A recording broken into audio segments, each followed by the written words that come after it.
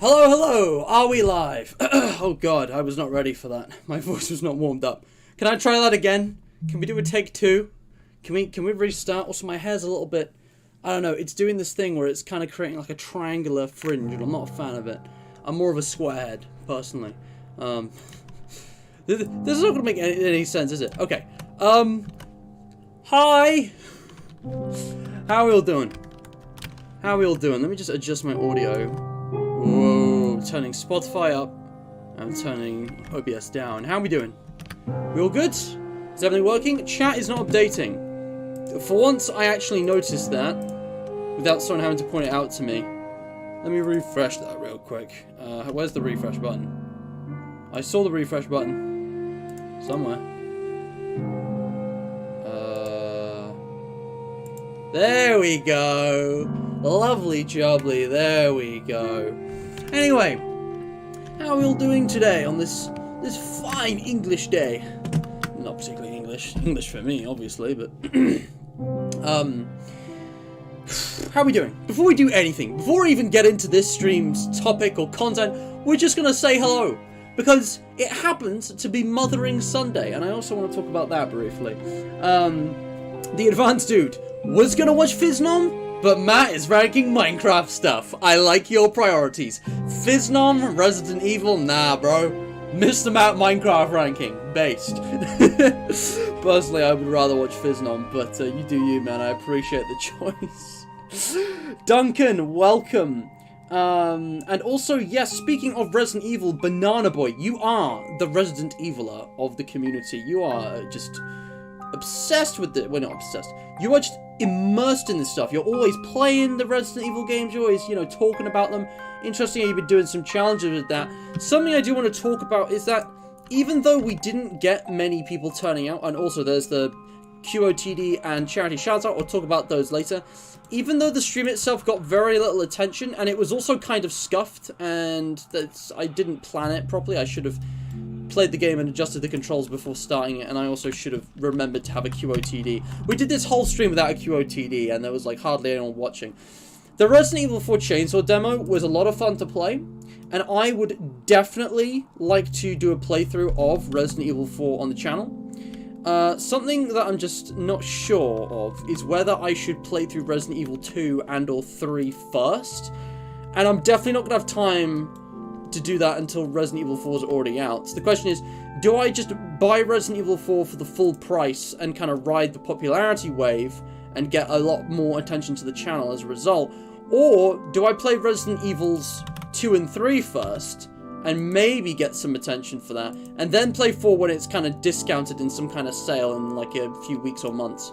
I don't know. I think this is something I need to think about, but I might poll that because I'm not sure. I was thinking about that since the stream. Anyways, but just saying hi to chat. DJ, Livy, welcome. Thank you so much for joining. I really appreciate the turnout. I'm not gonna lie, guys. I've been feeling a bit demotivated lately because I just feel like I don't know how to engage with my community. It's like I'm out of practice. And I think the hardcore death kind of knocked me because we don't have a main series going, so we don't have something to focus on.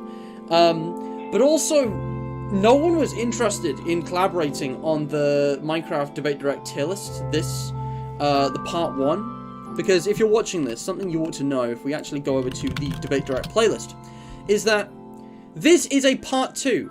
Debate Direct 80 was ranking Minecraft wood types, biomes, and foods, and I knew we wouldn't have time for all six of the tier lists that I wanted to do. There was a separate tier list for music discs, but music discs are included on the soundtrack one anyway, so today is just going to be the 3. It's going to be soundtrack, weapons, and mobs, and I think I'm going to do them in this order. I mean, you can see in the title of this stream, But yeah, no one was interested in collaborating, so I didn't even bother inviting anyone to this stream. We did chat GPT in between these two, just because I thought that's such an interesting and topical and relevant thing. I got to cover that. I was very late to it, actually, I think. But, we're here now. I'm finishing off what I said I would do about a week ago. This is also the closest we've ever done 2 debate directs together. Sorry. Just to go back to the tier list. I can't see that bit in my screen. It's behind my camera. I've actually done 2 debate directs like a day apart, which is something I've never done. For the longest time, it's been every Sunday. I've religiously you know, been consistent with Debate Direct. Except that's not true either, because I missed so many weekends. But now, everything's up in the air. I'm not even doing this every Sunday. I've just been doing them irregularly, and we're doing two, one after the other, which you would never normally see, but here we are. I just think it's kind of interesting. Maybe it's just not that interesting. Anyways, but back to things. Nice to see you all. Fizznom's actually streaming Plants vs. Zombies right now, which is pretty interesting. I don't watch Fizznom, gonna be honest. I think Fizznom's awesome, but I honestly don't watch anybody. I used to watch 8-Bit Ryan religiously, but I've been busy, guys. I've been living the adult life. I don't have enough time to sit down and watch, you know, YouTube videos for that long, unless I'm, like, going to bed, and it's, you know, kind of what I'm doing before bedtime, which is not good for your, you know, sleep, really. But that's a whole other thing. Anyway, it would be one of my favorites if the sewer section didn't exist. Interesting, fair play. I'm honestly, I've forgotten a lot of Resident Evil 2, so I want to replay it and not be reminded on stuff so I can kind of experience it fresh. Because I did watch 8-Bit Ryan's Let's Play, and same with 3 and 1, the remakes. I've seen them all before, but my memory's a little vague, so I can kind of experience them fresh if I do a playthrough. But yeah, I don't know what's up with Plants vs. Zombies either. I played that on, like, a Flash website when I was a kid and never came back to it, like, in, like, 2011 or something. 2012, maybe. Anyways, but let's get on with this, guys. I tell you what, we might not have any collaborators with voice chat, but that just means I've got more room to kind of really go in depth on what I think and my reasoning here. And I'm tired, it's a Sunday, we all just want to kind of chill out. Because as I said, guys, it's Mothering Sunday, so I might have to go sooner rather than later. You know, we got a thing happening with my family here, just a quiet little gathering, because, you know, we want to appreciate your mother. Guys, on behalf of, you know, Mr. Matt and the Hydration Nation, I want you all to tell your mother, that you love them, that you love her, and a specific compliment. Tell her something that you respect or appreciate about her today, if you haven't already. Do it for me, alright? Tell this. No, I'm not gonna make this a bad joke. Seriously, guys, it's Mothering Sunday, Mother's Day. Why am I saying Mothering Sunday? Where have I heard that before? Hang on a second. I knew there was something off. I've heard this term thrown out before. It's like a different name for Mother's Day, isn't it? Mothering Sunday. Very old-fashioned. I think they're the same thing. But anyways, but yeah, today's a day that we all appreciate our mothers for some reason. There's probably a historical story. I don't remember it right now, and I'm not bothered, but I just wanted to let you all know that, you know, mums are important, and mums work very hard to make you the best that, you know, you could be. So please, you know, well, sadly that's not true for everybody, but yeah. What was I going to say? I'm getting really sidetracked. I just want to do a wholesome Mother's Day thing. I will say this, though. Obviously, it is a UK celebration. For you guys, you're already saying in the US it's actually on a different day. That's a bit awkward. I didn't realise that, but, well, fair enough. You get around to it in your own time, I guess. But, yeah. Look, I'm just trying to do a bit. But, yeah, I know, it's a thing. But I was also going to say, some people aren't as lucky to have good relationships with their parents for whatever reason. Not all parents are as good and as much of a blessing as they've been for me. So, shout out to the homies with mum and dad issues. Yeah. God, this is what... I'm sorry to deviate, but, like, this is what... modern culture has kind of done to me. When I was a kid, it was very easy to make blanket statements about things. But every time I try and make a kind of generalized statement about a certain type of person or a certain social convention or something, in my mind, in the back of my mind, I'm thinking, but exception this, exception that. You need to point out, actually, there's specifics and nuances which I'm not including here for the sake of brevity. And I'm like, shut up.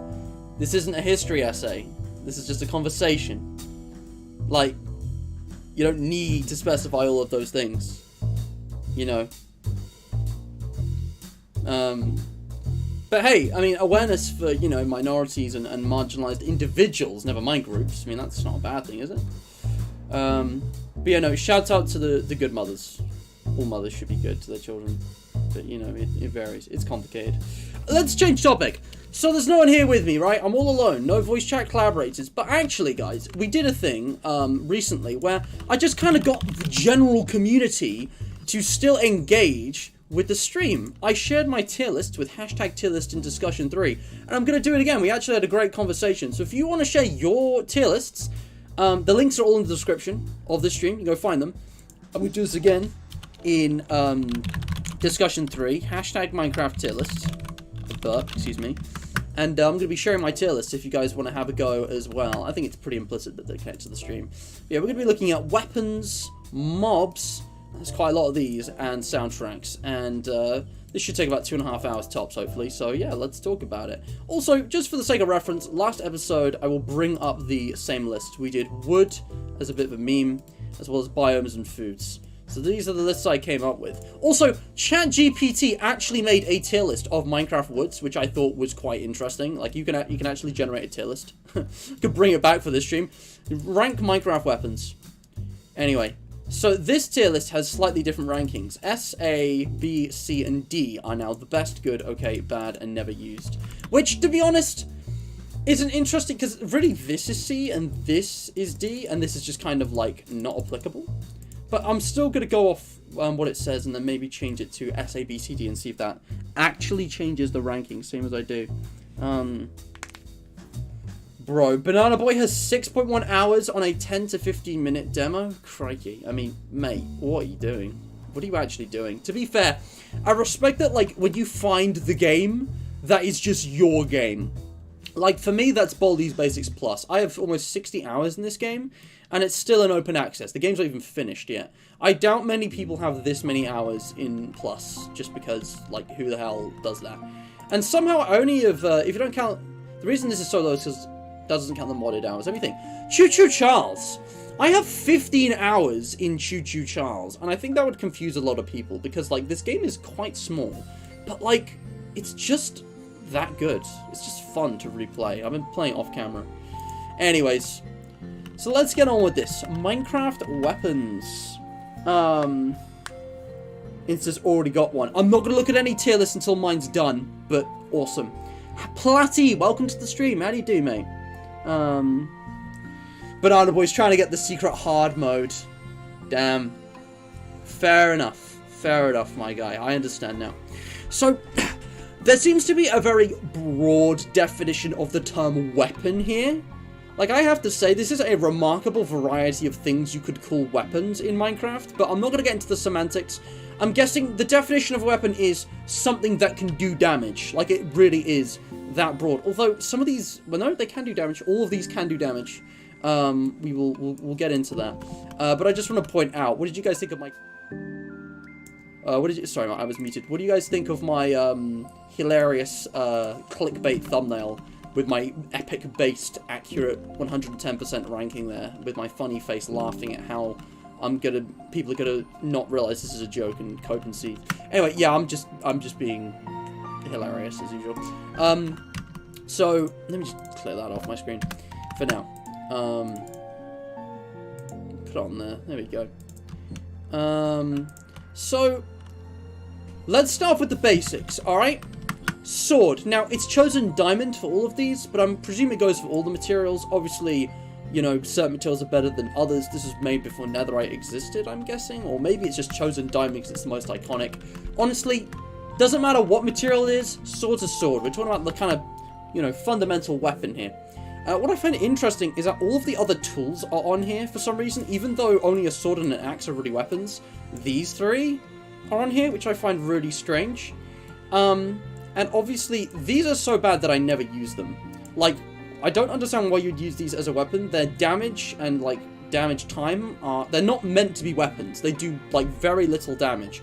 You might as well spam click if you have a shovel or a hoe, because the damage is, like, very... It's only a little... I mean, for diamonds, maybe it's, like, a bit more. Maybe it's, like, 3 health points at most. But, like, it's negligible, I think. The sword and the axe, however... So, this is obviously a controversial thing, because some people just despise the 1.9 update. But I'm going to settle this right here, okay? The axe is the best. And the sword is also the best. They're both the best. Swords and axes are equal, okay? They're optimized for different situations. Also, I just realized, let me go into presentation mode because it makes everything look so much better. There we go. Swords and axes are equally good. They're just optimized for different situations. And also, they're both general purpose enough that some people are just going to prefer the play style of one or the other. Personally, I prefer axes, but they're both good. Here's the thing, right? Swords do more damage per second, but axes can disable shields, okay? If your opponent has a shield, which is a very cheap and easy thing to produce that can block a lot of damage, which also puts it in the best category for me personally, no question, you're obviously going to want an axe, because otherwise you're going to have to try and hit them from the side or the back or in a way where they can't block it in time, which is a lot more difficult. The thing is, an axe is slow. An axe does more damage, yes, but it's slow. You have to wait for it to recharge. But you can spam click an axe and still disable the shield. So if you do that, switch to your sword, you can do more damage more quickly. While the shield's disabled, that person's defenseless. Because of how PvP works, especially in multiplayer, I mean, obviously multiplayer, but like when you're with your teammates and when you've got, you know, lots of movement and strategy and, you know, real person thinking, because of the nuances of Minecraft combat, especially now, axes are generally the go-to. You don't really use a sword, just because you're not really going to have a chance to get hits in frequently anyways against players, because they're going to be using their shield, and because they're going to be using potions, they're going to be running around and jumping around and all kinds of things in ways that mobs just don't. So generally, you might as well go for the axe, because you're actually going to be doing more damage, because you're just not going to be getting frequent back-to-back hits in. But with mobs, however, swords also have sweeping edge. Sweeping edge can be annoying because you can hit teammates, you can hit your pets, which is why I generally don't use a sword. Sweeping edge usually creates problems for me.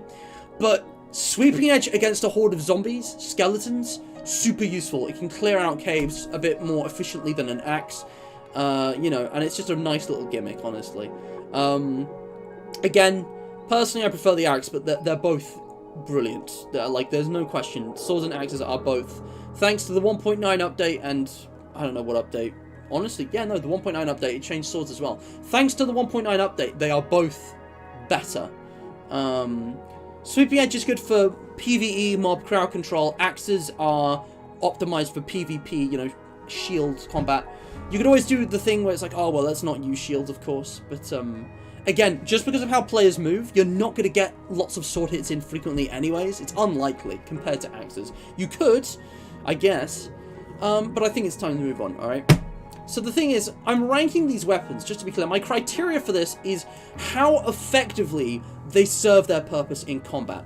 Obviously, sword and axe is straight. It's dealing damage. A shield is preventing damage. And shields, obviously, they can tell by axes. They have a cooldown, but that's just balancing. Obviously, they only work in a certain direction, but they block 100% of damage. Creeper explosions, fireballs.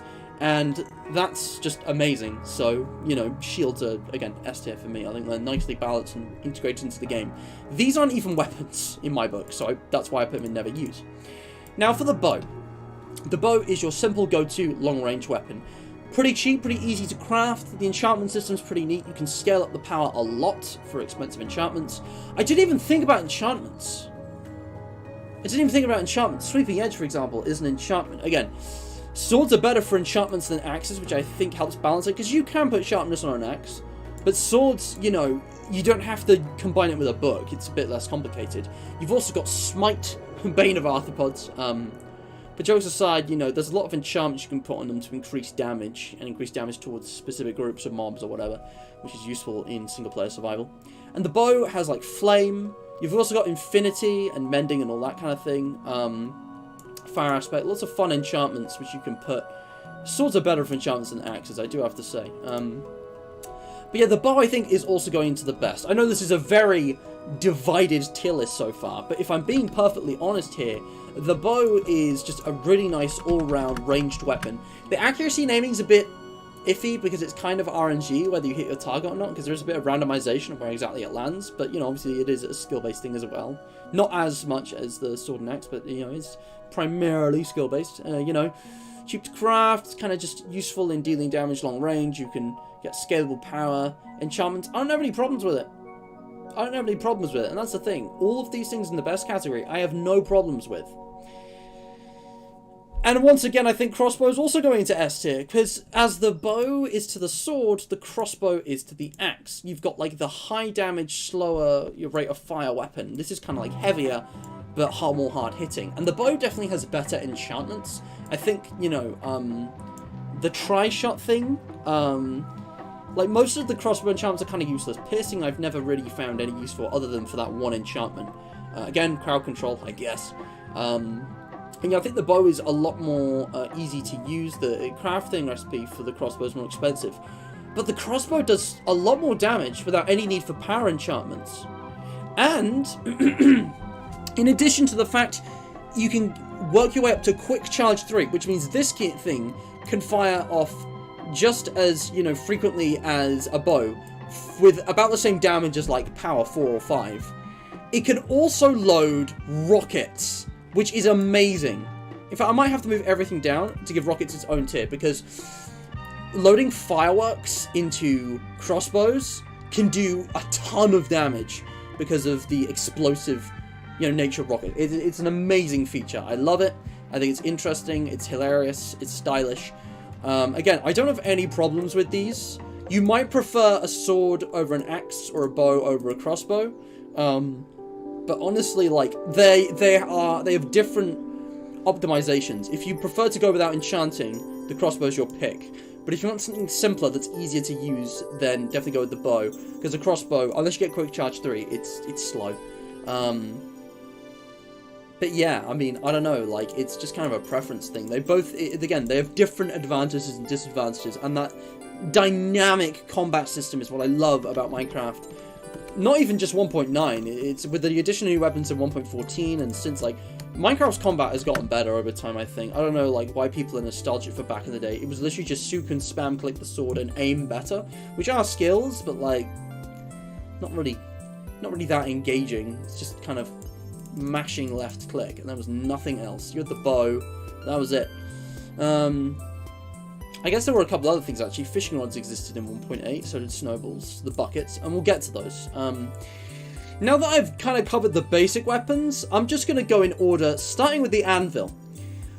The anvil's good. It's expensive, and you've got to, like, have it set up in a trap. Because if it's like one block away, it completely misses its target. You've got to be really good at kind of aiming and preparing that. But getting squashed by an anvil's funny. It can do quite a bit of damage, and it can break helmets. Rekrap 2 is the master of anvil assassinations. And I think if you want to know how to kill someone with an anvil, just watch Rekrap 2. Dude is pretty good at that. Beds are, I'm going to say, okay. Honestly, beds, I'm actually not going to rank that highly. I'm going to say beds are okay. The thing about beds is that they're already limited to a dimension. You can't use them as a weapon in the overworld. They explode, but only in the nether and the end. So they're already limited to being in a different dimension, okay? And sure, they're a cheaper and much more powerful version of TNT, but they set things on fire around them as well, which means the risk of hurting yourself while activating them is so much higher than TNT. TNT, you can light flint steel and run away. Beds, you have to right click it, which means you have to be near the bed, and you have to risk setting yourself on fire, blowing yourself up. They're a lot harder to use, which is why the risk with using beds is much higher, and they only work in the nether, so I'm going to give them okay. I think beds, they're too situational. They're not effective in most situations. They can be great for trap. If you've got a nice setup with like a block in front of your feet, you're probably good, but you know, they require a bit more precision, which means they're harder to use. The others are all pretty intuitive. You don't need a lot of skill to use most of these, but beds require skill. No, Banana Boy, you're absolutely right. Invested. Seriously invested. Yeah. Exactly. Exactly, Duncan. Like, you've got the melee weapons and the ranged weapons, and you've got kind of like the fast and light version and the heavy and slow version. They've got different advantages and disadvantages. You know, these ones do more damage, but these ones are quicker, and it kind of depends on your playstyle. Honestly, I prefer bows. I love crossbows, but like, I find myself using bows more often just because that you can fire a lot more frequently. But I always use an axe with a shield instead. I don't know, it's kind of weird. I'm kind of open to all styles. I don't really limit myself. But yeah, you can't really use a shield with a ranged weapon, which is an interesting thing, I guess.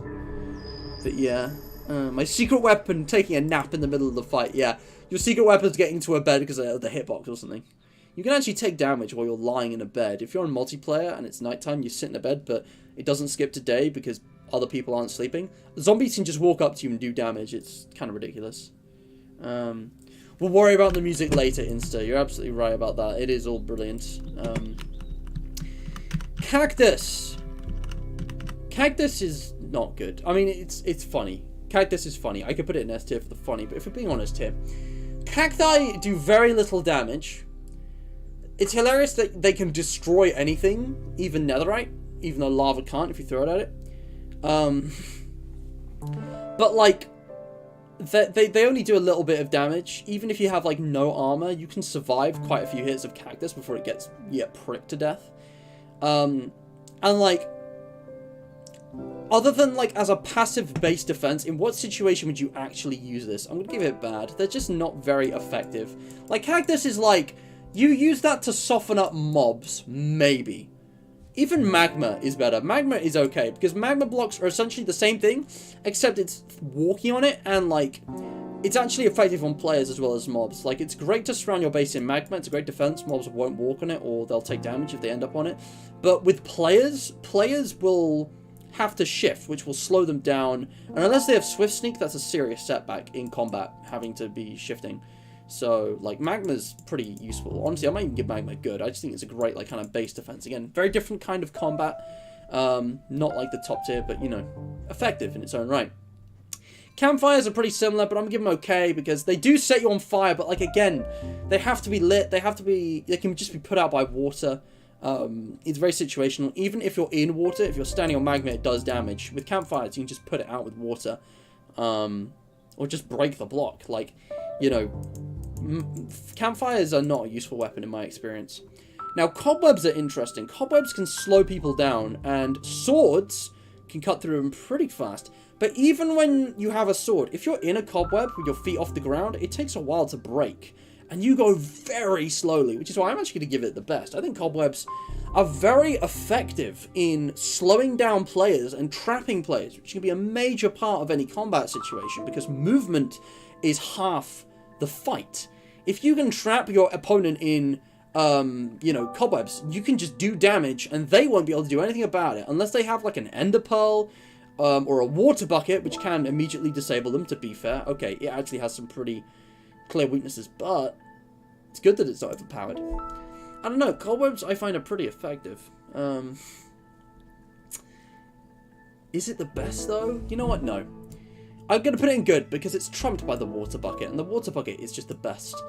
Water buckets are so versatile for movement and kind of just negating full damage and traversing things, and also trapping players and slowing them down. Water buckets are very, you know, all-purpose, and they can be used to disable a lot of other traps. Like, you could, you know, negate damage from things like cobwebs. Sorry, campfires with water. Water buckets S tier. I'm gonna give cobwebs good. I feel like cobwebs aren't quite powerful enough to be in best, but at least they're balanced. That's maybe more important. I don't know. Water bucket. Exactly. Exactly, Duncan. Yeah, it's a lot more to it than just straight damage. But yeah, sword can cut through cobwebs. But the thing is, when everyone's using axes, they forget their sword, and then the cobwebs are actually effective again. It's quite funny. Dispenser, essential trap component. I'm gonna have to say good. Like, yeah. It depends on how well you can design your trap. The thing is, they can only fire in a single block line, and only for a few blocks before any arrows or projectiles or whatever comes out of them, you know, kind of curve off. So, you know, dispensers are only useful to a point. Like, you know, look at the jungle temple. It is very easy to avoid damage, because you can just use a shield, or just literally dodge the arrow and, like, move out of the way. Or break the, you know, string being used for the tripwire hook redstone system. Like, I don't know. Dispensers are good. They're okay in traps, but it really depends on how well you can design the trap. On their own, they're only useful in a very limited and specific way. I don't know. They're good. They're okay. Eggs. Do eggs even do damage? I'm pretty sure they just do knockback, which makes them pretty bad, for being honest here. Like, sure, you can throw them you can throw them very frequently, but they don't do damage. I don't see how eggs are, like, any use. They seem kind of useless. Like, what are you going to do with an egg in a fight? Eggs are just, like, a distraction, if anything. I don't know, that's weird. But next up we have the end crystal. Now, end crystals are a big thing. The new PvP meta is end crystals, because people have figured out techniques for basically rapidly placing down obsidian and then an end crystal so that they can be exploded. Because it requires a very rapid block placement, but basically, if you put down obsidian and then an end crystal which you can place on it, and then get behind cover or put down some other block in front of your feet so that there's something in between you and the end crystal, and then explode it, all so fast that there's actually players standing near it enough for it to actually do damage. You can one-shot kill people in, like, full netherite. It's that powerful. It's one of the most powerful explosions in the game. Extremely deadly, but it's very complicated to set up. You have to be very skilled and fast to actually use it. And again, traps, you could have it hidden, but, you know, it's the same problem as the bed. You have to right-click it well, actually, you can activate it with a bow from far away. But in the situation I've described, you still have to be right next to it to, like, activate it. So you're at just as much risk of blowing yourself up. So it's kind of like the bed. You can destroy it with a bow and arrow, as we see in the Ender Dragon fight. But, like, it's very visible. You can't really hide an end crystal. They're very visible. And there's nothing to stop people from disabling it before you can use it by shooting at themselves while no one's near it. So it's like, I don't know. I give it okay. I don't think they're really that useful. There's a very specific form of PvP where they're effective. And if you can pull off the rapid block placement required to just blow people up while not damaging yourself too much, then yeah, you can one-tap people, but it's difficult, so I can't... that's okay. It's just... I don't know. It's not something you see used often. Also, yeah, I just realized, no totems? Totems would be, S tier. They're just, you know... Well, then again, maybe they're too overpowered. Maybe they'd only be good. I don't know. Totems are okay. The meta, yeah. I'm not familiar with Destiny 2, Banana Boy, but I'll take your word for it. Also, yeah, end crystals have a really expensive crafting recipe. There, I forgot to mention that. They're not cheap. Honestly, I might put them in bad. I don't know. I feel like I can't put them in bad. But, yeah. Anyway, the Ender Pearl. It's funny that the Celeste music is playing, because we were playing this the other day, Chapter 8, and I was thinking about Chapter 4's Ender Pearl looking things. It's an interesting game mechanic. But yeah, Ender Pearls, again, this comes back to Duncan's point about movement. You can literally teleport. It costs damage, but it's good game balancing. For a few health points, you can literally teleport. S tier. Ender Pearls are amazing. Really useful item in any combat situation. And again, you can use Ender Pearls to get away from pretty much anything. End crystals, cobwebs, you know, traps. Like, you can use Ender Pearls to really get around. Yeah. Fire charge. You can set things on fire, and since TNT is separate, I'm not going to count it as, like, lighting things on fire for TNT. You're literally just placing it down to set things on fire. Now, the fire particles on your screen do actually block a good bit of your vision, and you're constantly taking damage, and the knockback from that damage is the more annoying thing, because even if you're not taking much damage because you've got fire res, or not fire res potion, but fire resistance enchantment, whatever, fire protection, like, the knockback is going to really throw you off. And same with potions, we'll get back to. That kind of thing can really throw off a fight. So, I'm going to say it's okay, because it does have a little thing going for it. But the flint and steel is the same thing, but better, because this is a one-time use. But this, you can actually use, you know, quite a few times. You can even enchant it with mending. We'll come back to those. Now, the firework rocket on its own, I don't think it's very effective. I think when put into a dispenser or when put into a crossbow especially, because you can actually aim it, it can do a ton of damage. But on its own, like, it goes up, and obviously you could dispense it, but, like, you have to be quite close for it to do that much damage. And also crafting's a thing. You have to put quite a lot of gunpowder in for it to do more damage, I believe. So I'm going to say it's bad, honestly. Like, I feel like a firework, just using a firework on its own you know, not in a dispenser or crossbow, it's just not going to be effective. It's not going to do damage. It's not going to really knock people back much. Yeah. But yeah, exactly. Exactly. And also, yeah, DJ, that's the thing. In Bed Wars, fire charges are actually amazing. It's a completely different thing. But yeah, just in vanilla Minecraft, you just right-click the ground and you got blocks on fire now. Yeah. Exactly. For a bit of your health, you can basically teleport behind an enemy and destroy them. Exactly. You whip out your sword and smack, smack, smack in the back. 3 hits at least before they can get their shield up. Harming 2, fire crossbows and full enchant tridents. Are those not here? Or are you talking about, like, one-shot kill items? Well, we'll talk about those. The fishing rod. So the fishing rod is an interesting one, because the fishing rod used to be a big part of combat before 1.9, because it actually used to do damage. But it's still useful in grabbing your enemies and bringing them closer to you, so you can smack them. And it's like, you can literally reach and grapple people towards you. And it's kind of like, again, it comes back to the movement thing. Yeah, it's actually useful for, like, the ender pearl. But at no cost to damage, you can bring people up to you. Or even, you can hook them off ledges to kill them with full damage, which is always fun. So, I wouldn't give them S tier, but I'd definitely say they're good. They don't have, like, combat enchantments, because why would they? But, like, I don't know, the fishing rod's been used pretty creatively in combat in a way you wouldn't think of. So I'm going to say it's a good weapon. I think it's pretty useful. It has its place. Because you can pick up, like, entities and items and anything with a fishing rod. It's amazing. Dispense fire charges. All of these can be used in survival, and some of them are pretty overpowered insta. Yes, absolutely. But that's the thing, Duncan. I mean, it depends. If you want to fight melee, then it is useful. Or if you just want to kill them with full damage. Maybe not the best example, but Minecraft Manhunt, Dream has done this multiple times. It's in the videos. Steve has that in Smash Bros as well, which is something else I didn't know. That's very cool. I did watch the video, I just don't remember what his moveset was. I remember redstone pistons being a thing. It was very cool. Anyways, the lava bucket. Now I'm going to be honest here. I think the lava bucket's S tier.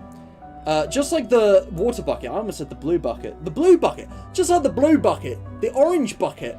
Again, very versatile.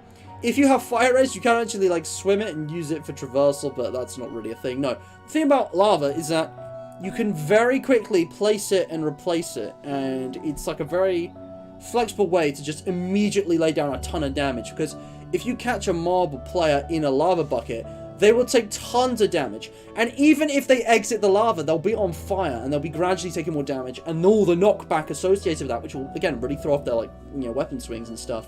Lava also makes for great traps. It's a very fast, very efficient way to kill players and destroy items, if that's what you want to do.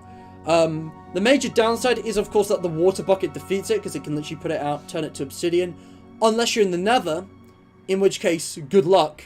But if you go to the nether without fire res, then, like, what are you doing, you know? Unless it's, like, your first time entering, you haven't traded with piglins yet, you haven't gotten blaze rods, like, you know. But yeah, lava can be pretty deadly. Obviously, it's completely negated by fire res, but that just goes to show the strength of fire resistance potions. Yeah, fire resistance is crazy. But lava buckets, I think, are some of the best. They are very good, I think.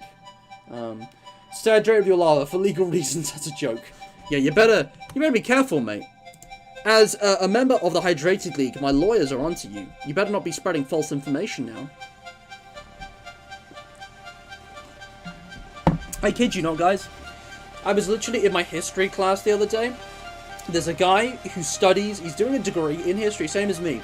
And he's also a gamer. He plays Overwatch. Overwatch 2. He's quite a big fan of Overwatch 2. Anyway.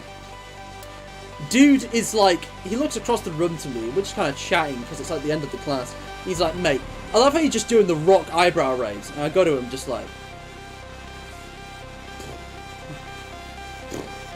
I was like, there's always that distant vibe in the distance, isn't it? You can always hear it in your mind, it's always there. Anyway, but yeah, like someone in my uni commented on that, which is quite funny. Eating an apple right now, it's tasty. Thanks for the update, advanced dude. See, this is why this dude is advanced. ahead of the curve. Dude is giving us real-life eating updates.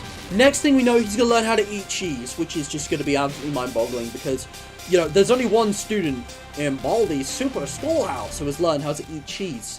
It's, you know, whoever actually succeeded that class and wrote that on the board. Unless that was one of the teachers. What if it was Mrs. Pomp? Baldy Lord. Does anyone remember that? The how to eat cheese? That was in the original Baldi's in 2018, all the way back. Anyways, I'm deviating. Snowballs. So here's the thing. Why are snowballs better than eggs? They don't do damage. They're the same projectile speed and everything. You just kind of throw them, they knock people back a bit. Except, snowballs do damage to blazes. One of the most important mobs in the game for progression.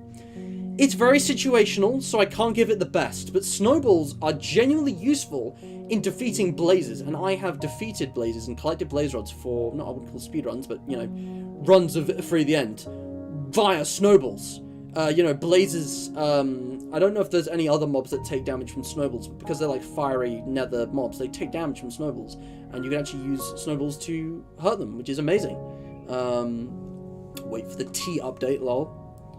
Whenever I try and go to sleep, I hear the Vine Boom at least once in my mind. Bruh. Baldi's has lore. Snowballs are snowballs. But yeah, genuinely, I think snowballs are excellent. I don't think they're one of the best, but I think given their use with blazes, which are quite a big part of the game, I can respect that. I think they're significantly better than eggs. Moving on. I'm going to be honest, I don't know which potions these are. There's a red, a green, and a black one. And I could guess, but I want to go to the Java Edition wiki to try and work out which potion is which here. If I just search potion. Man, sometime... You know what, guys? I've been thinking about a series as well. For anyone wondering, when are you going to play beta Minecraft? You did all of alpha last year. I'm going to do that in the summer. I'm going to come back to beta Minecraft in, like, June or something. Don't quote me on that, but, like, I'm going to do that later this year. So if anyone's thinking, man... Well, one Minecraft series is over. What about that one? I've got other series to do right now, but I'm going to come back to beta Minecraft this year. Right, we're looking for the different effects. Or not. Where are the different potion types? Here we go. I know they've changed the textures. I'm trying to work out what these are. Like, this doesn't even look like a real potion. I don't think there's ever been a black potion. I'm not quite sure what these are supposed to be. Is that a potion of harming, the red one? It looks kind of like this. Also, potion of decay? Oh. Bedrock edition only! You can make a potion of decay that has the wither effect. Why isn't this in Java edition? That is so cool. Dude, if that was added to Java, people would be exploiting the shit out of it. Okay, so this is instant harming, this is instant poison, and this is not... Poison's not instant. It's harming, poison... wither or decay, I believe. What does potion of harming look like? Harming's kind of red. Poison is obviously green. They've changed the potions, by the way, and they look much better in Minecraft 1.20, because the thing is, all potions kind of look the same, like especially in the creative inventory, because they all had the enchantment glow.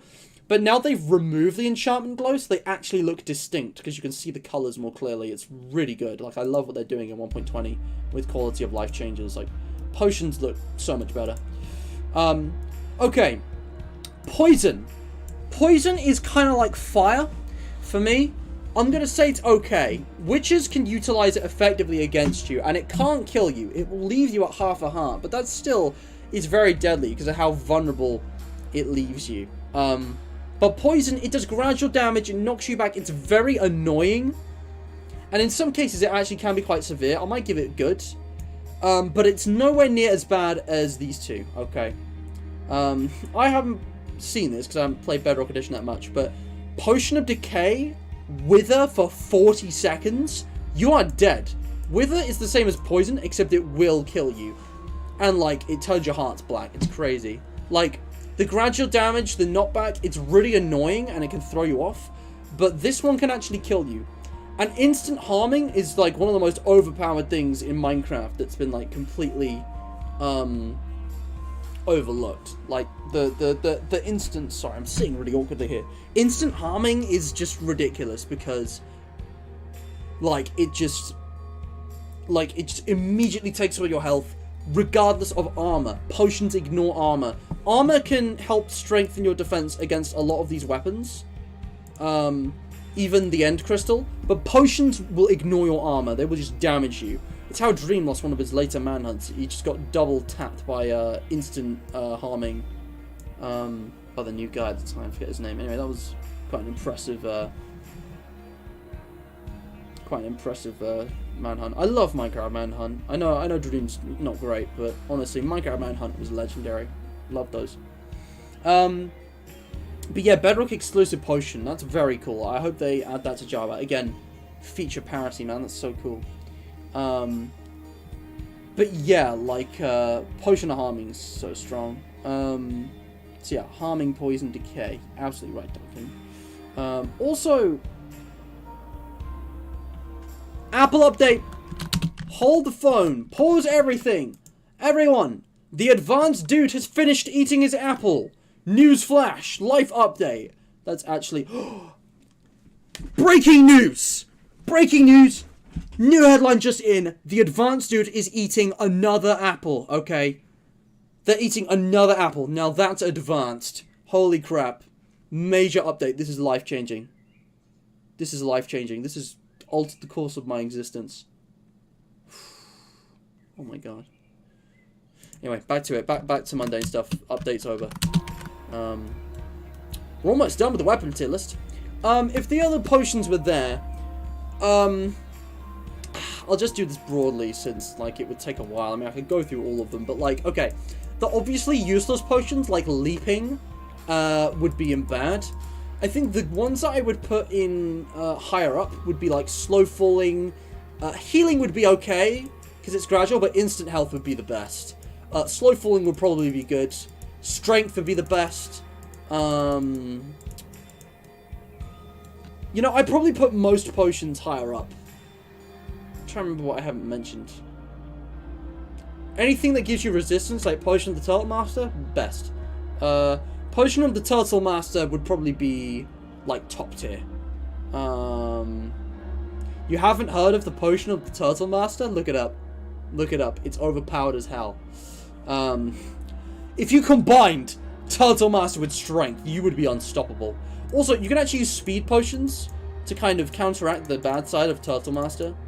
So speed is very useful. Slowness would obviously be, like, you know, okay, because it's a negative effect, but it's just kind of annoying. I don't know. Most potions I think are good, actually. I think I'd put leaping in bad. I think everything else would be good or the best. Potions are awesome. Potions are a game changer. They really do. And enchantments as well. Like, all the basic stuff like protection and sharpness would be in the best. All in the bad would obviously have Bane of Arthropods. I like the flame ones would probably be in good, you know. Knockback would probably be like, okay. Yeah. Blindness, water breathing, fire resistance. Again, a lot of them are situational, but honestly, most effects and most enchantments are good. It's just that the best ones are the all-round ones that are always helpful, like strength and, you know, sharpness. Anyway, moving on. Berry Bush. So I jokingly put this in S tier, but if I'm being honest, it goes into bad. I think the Berry Bush is just the same as the Cactus. I mean, you can use it as, like, a trap block, as a kind of, like, as kind of, like, a block for, you know, mobs, I guess, might fall for it, but players, like, it does very little damage at the same rate as, you know, poison or honestly, the Campfire is no better. I think Campfire, Cactus, and Berry Bush are all worse versions of the Magma Block. I mean, they can all be dispelled in pretty simple ways. You can just break them or pour water on them or whatever. And berry bushes are like... I don't know. I just hate berry bushes in general. Berry bushes are like... I mean, they could be useful as like a perimeter for keeping out mobs. You could put them on players. They do very little damage and like you can easily break them. There's like... They're just meh. Like they don't, you can just break it with like your fist and get out. It's like not even a problem. You wouldn't get stuck in one. It's not like cobwebs, but you need a tool to break it fast. I find it hilarious it's considered a weapon. Berry Bush is S tier. I use Berry Bush all the time. GD normal. Yes. I use berry bush all the time. Berry bush user be like. Alright. But yeah. Berry bush clutches. There is that. But there's so many better things you can clutch with. If you don't have a water bucket, you're in the nether. You could use a cobweb. You could use slime, hay bales, ender pearls. There's so many other options. Debuffs aren't really needed since already counteracted by other potions. Yeah, I guess. Powdered snow? Yeah, powdered snow is probably the best one now. Powdered snow in a bucket. Powdered snow in a bucket is actually the best nether clutch item, I think, after water. I'm glad they introduced that. It's a cool thing. I finished. Guys, pause the stream. Sound the alarm. This is a red alert. National alert.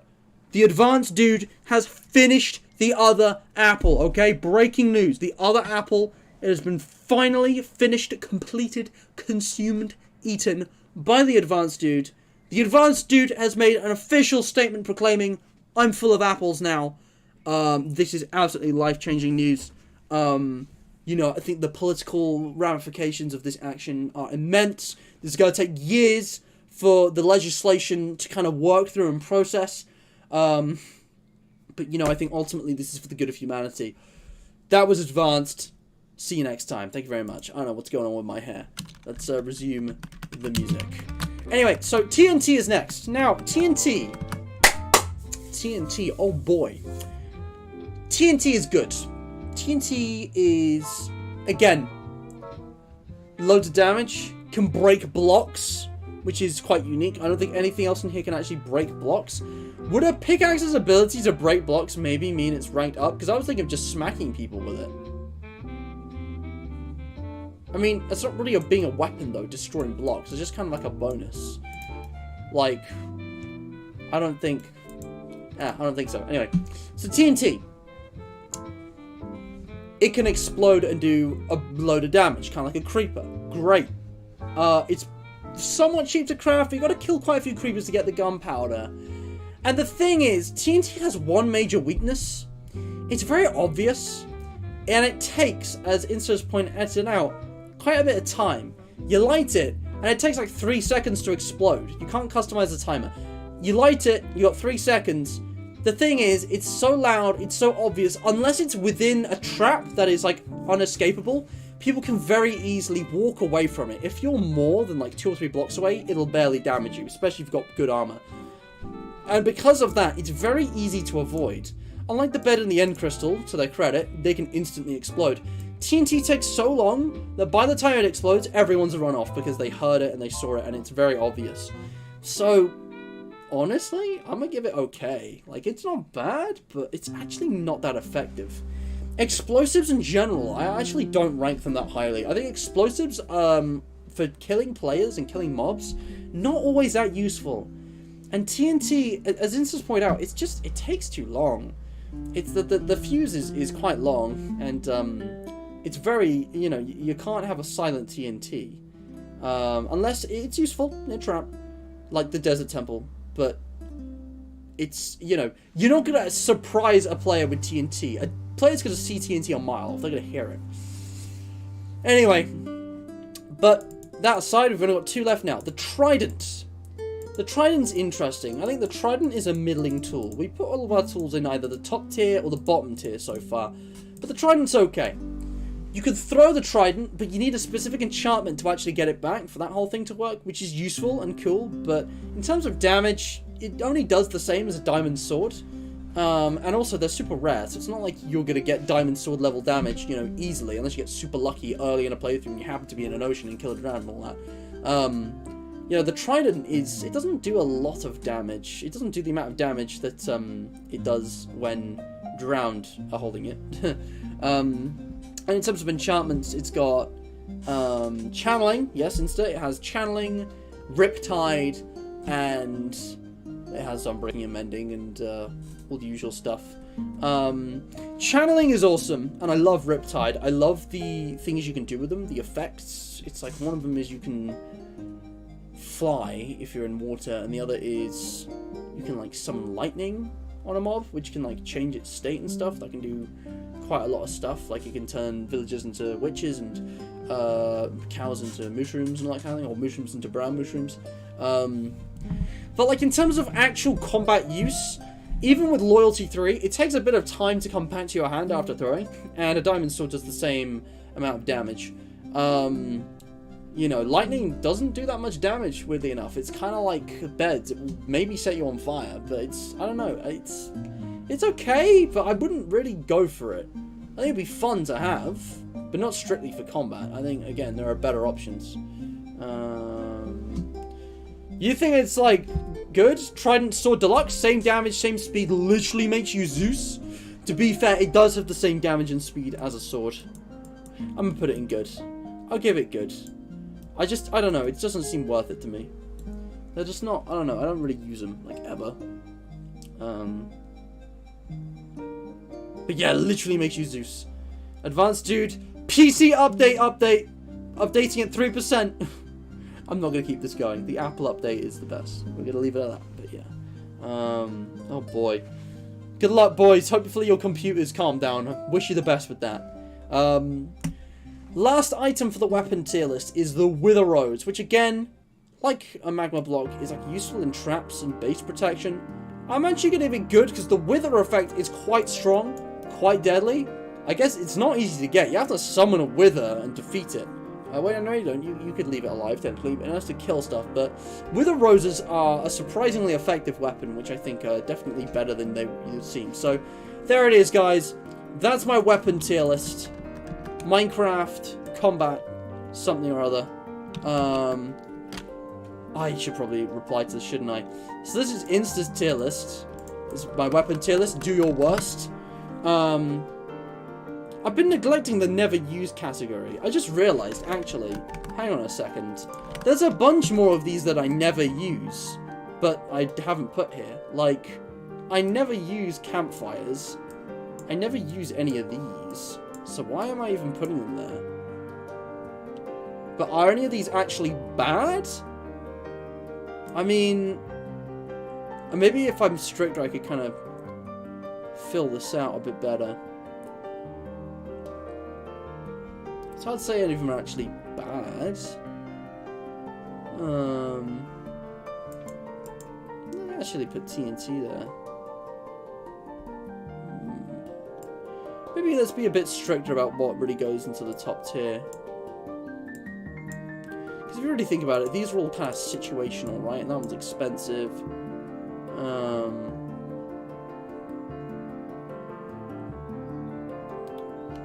Yeah, I think that's a bit better. That's a bit more accurate. There we go. That's my hashtag Minecraft tier list. But yeah, Insta's put some interesting ones there. End Crystal in the best. And harming in good. Fair enough. Interesting. Honestly, there's so many different ways to fight in Minecraft. You could turn some of the weaker ones to your advantage. Fire crossbows are literally the most OP weapon in the game. I'd love to see some reason. You guys literally just said, no they're not. Yes they are. Like, bro. Also, we've got a mob tier list, which I will come back to. Vanilla Minecraft, interesting. Crossbows weighed in, what am I saying? Windbugger's weighed in an interesting take here. Crossbows are good, but vanilla Minecraft doesn't provide the circumstances to show off their strengths, leading them to feel more like deadweight or just a gimmick weapon. I mean, yeah, they are pretty gimmicky. So it is kind of like a PvP only thing. Exactly. To people who like me who don't play, you know, multiplayer much.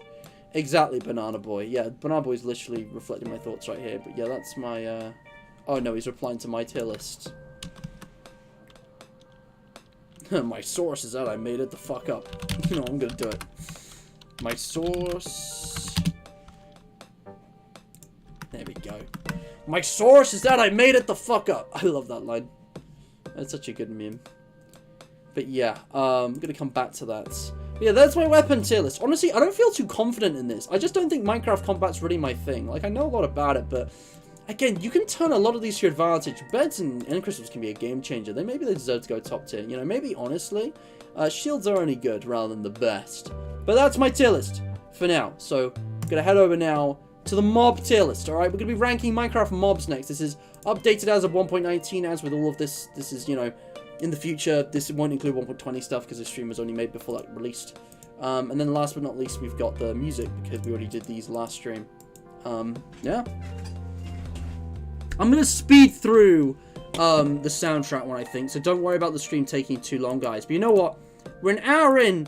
I kind of need to go AFK. Only very briefly, but I kind of need to go to the toilet. Anzi, welcome to the stream. How do you do?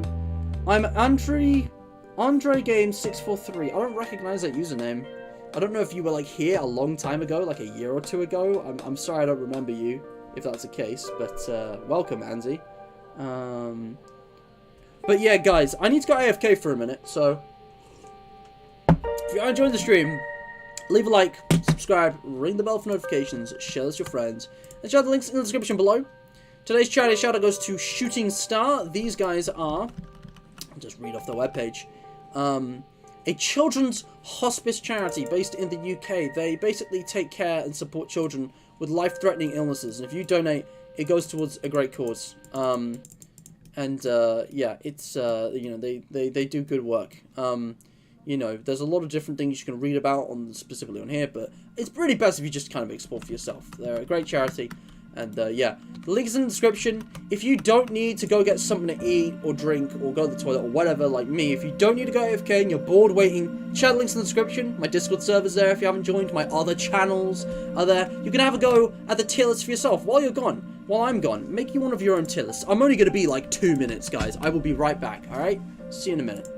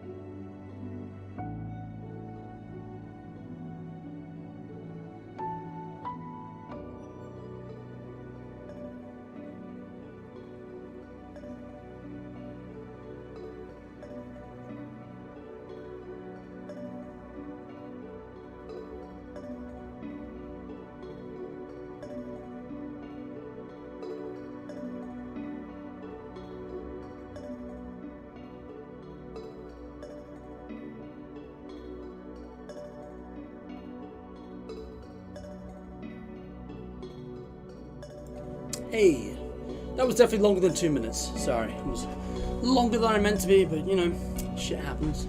So, let's get back to it. So, mobs. Mobs.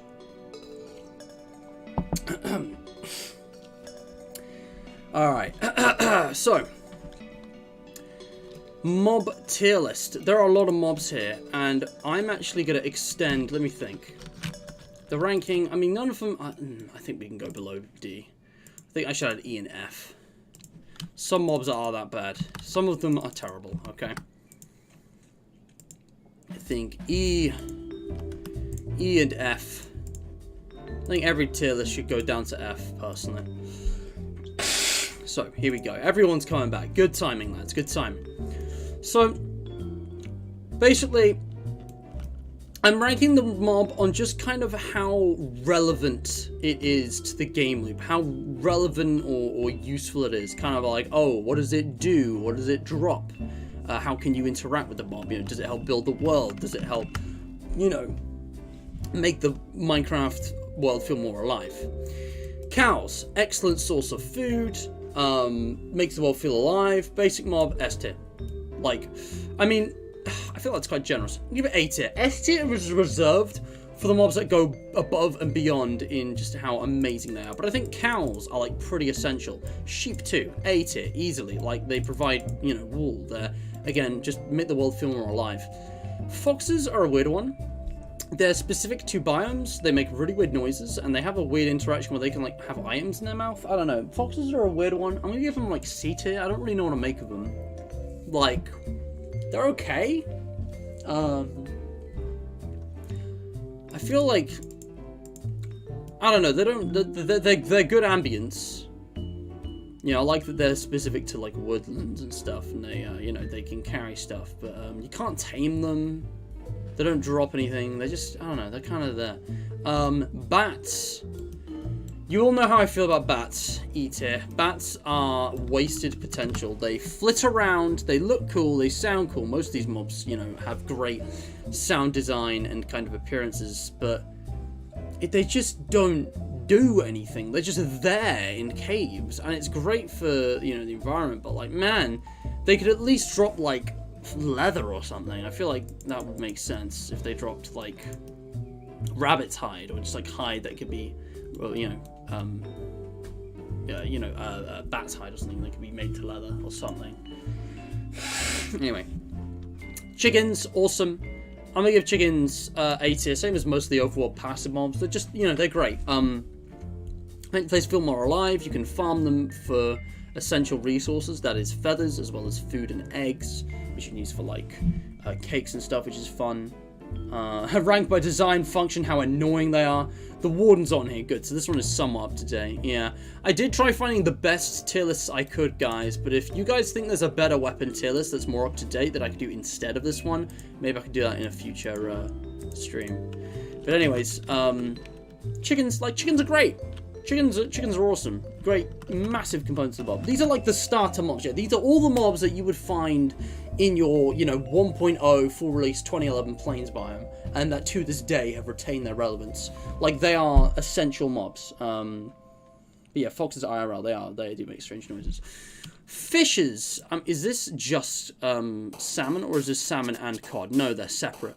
Okay, so both fishes I'm going to give the exact same, and I think that's A tier. These are, as, you know, sheep and cows are to the plains, these guys are to the ocean. They help make it feel more alive. They give it some, you know, diversity. They're also a great food source.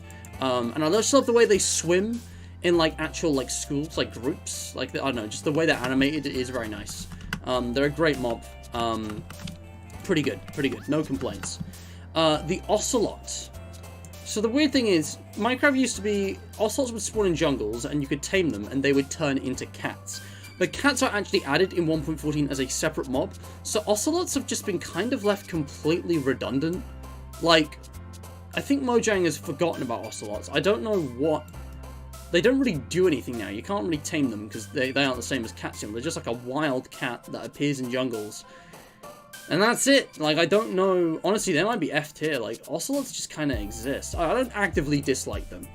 I'd have to actively dislike them for them to be that low. Honestly, I might put these in D tier on E tier just because I don't hate them. They're just like, what are you doing? Like, they just don't really add anything to the game. Anyway, pigs, obviously A tier. Same reason as these. Great food source. Honestly, if we're going to be a bit more strict here, pigs don't give a resource like the other three do. You get leather, wool, and feathers from these three, all of which are great for a variety of crafting. But pigs is just food. They don't provide anything else. So in terms of resources, and I could say the same thing about fish, but fish are good for spicing up the oceans. So fish are going... no, that's a big salmon goes in S. The reason it's so big is because it's from IBX Toy Cats Bedrock Worlds. Big salmon. Snow Golem, very strange mob. I think they're a fun little gimmick, but they don't really provide much in terms of the actual game. You can farm... No, you can't farm pumpkins. You have to use a pumpkin to get one. I'm giving them C tier. They're not bad, but they're just like, eh.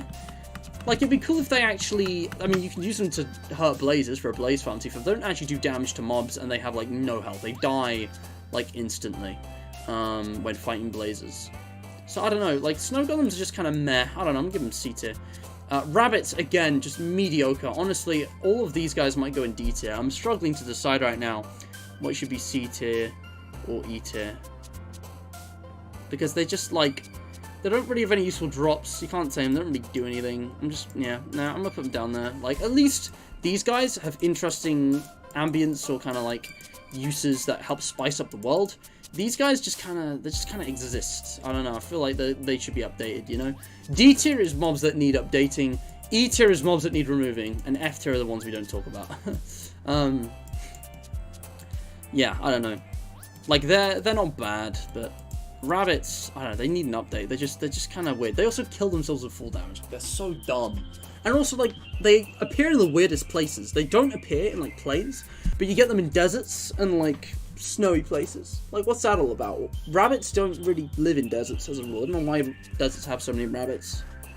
Ah, sorry, my back's itchy. Are creepers scared of ocelots? Maybe. They are with cats, so probably ocelots, but, like, still doesn't really improve them, if I'm being honest.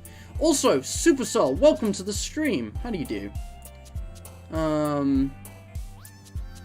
Felt they're better than bats because at least they had use at some point. Well, I'm ranking this based on 1.19, so. But yeah, fair play. They die if you sneeze on them. Literally. Snow golems are so weak. Yeah, Supercell, about that. The killer rabbit was removed in like 1.9, and I think it's one of the worst decisions Mojang's made, honestly. Like, I love the killer rabbit Easter egg, but for some reason, they removed it in 1.9. So that doesn't exist anymore. That's a legend. It was removed a long time ago.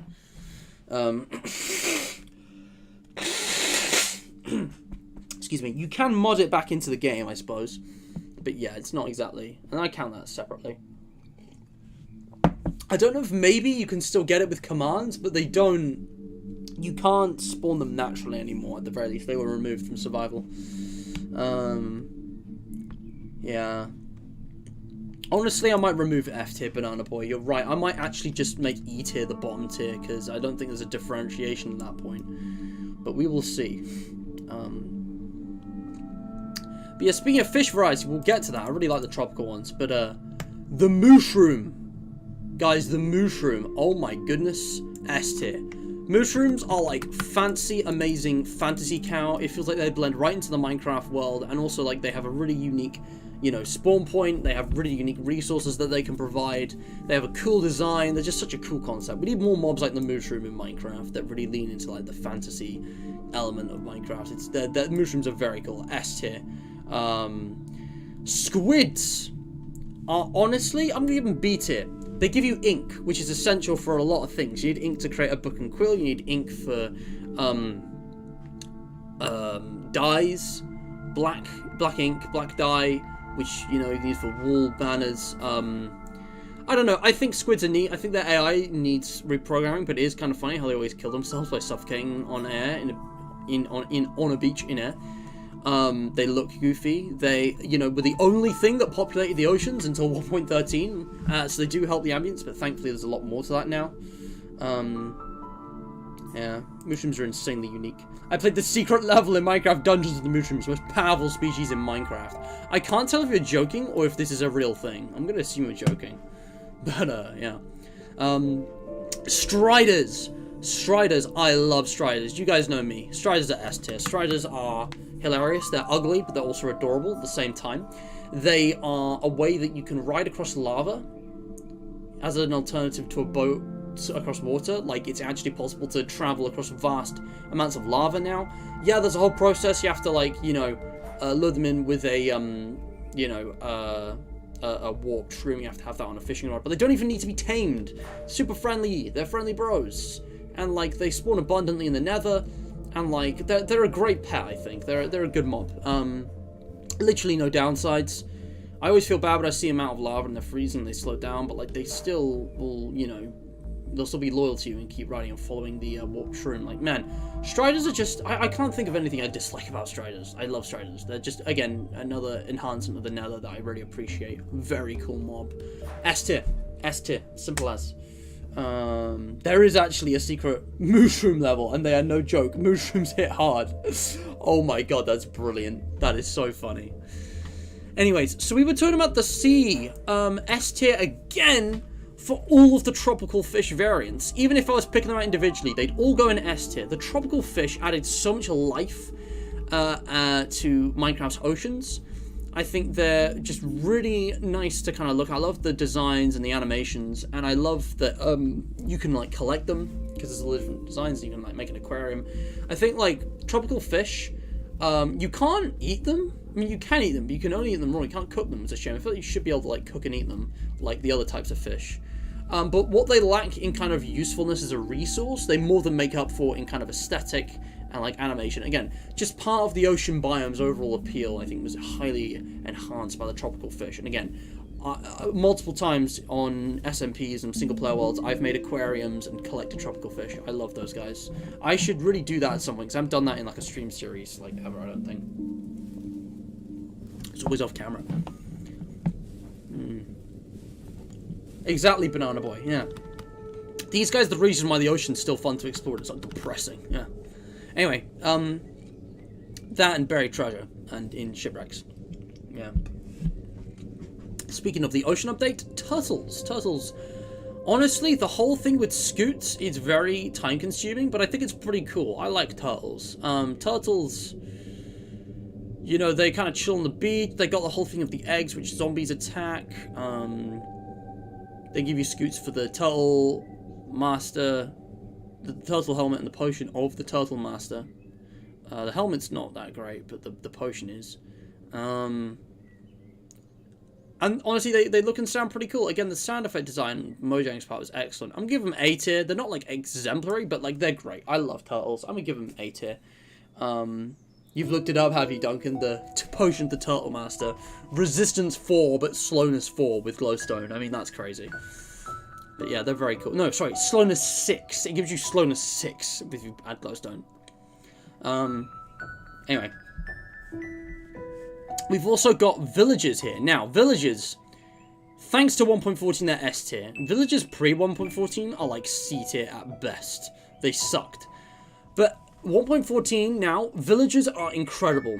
You can literally play Minecraft without mining or crafting thanks to villagers. All those YouTube challenges you see of beating Minecraft in super flat with structures enabled, you know, beating Minecraft without mining, without crafting, it's all thanks to villagers. It is only because of villagers, and even wandering traders by extension, who I'm going to give B, you know, it's only because of this mob that it is possible to obtain a wide variety of resources and items without actually obtaining them naturally via the world. Like, the things you can do with villagers are incredible. If you can easily rack up loads of emeralds and spend them on, you know, enchanted books and, you know, treasure maps, and, you know, what else can you get from villagers that's, like, useful? Because usually you can sell loads of good stuff. I have those memorized, but you can buy armor and tools that are with enchantments. Like, you know, villagers are amazing. You can buy banners, you can buy all kinds. You know, in some cases it's better to do it yourself, but sometimes it's really worth it. And there's exclusive stuff like the mending enchantments you can only get from villagers. Villagers, amazing S tier.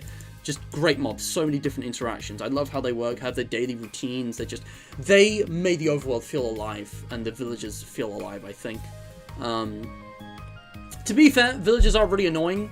Transporting them is so bad. They could definitely be improved in that regard, and like they are, you know, really stupid sometimes when they're locking onto job blocks and stuff, but like it's a complex system. I'm gonna give them A tier, because I find them really annoying. I think there's a lot of little tweaks that could be made to improve them, because like it's just so annoying when you're trying to get them into a certain place or in a certain job. They just won't comply because they just fix their routine, and the villagers just like, they're just so annoying to transport. Like, they actually make me mad sometimes. I want to kill them.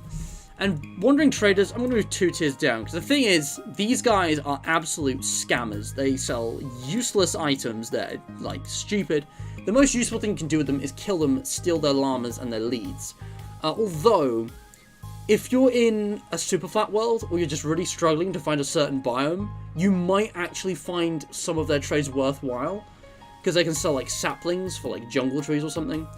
But, like, I can't think of a single time I've actually traded with a wandering trader, because they're just useless. In a super flat, it's different. You don't have the same natural resources. But in regular Minecraft, they are actually scammers, straight up.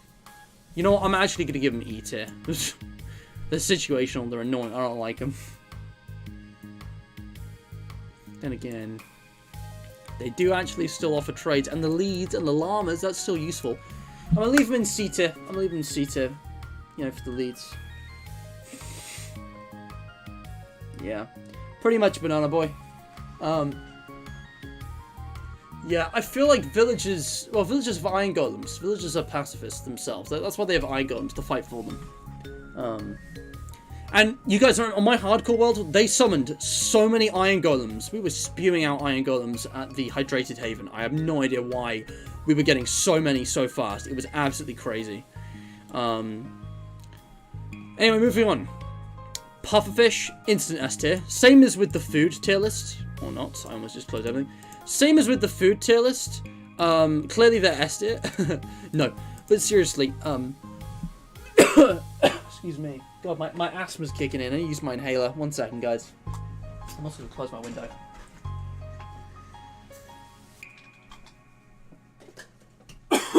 God.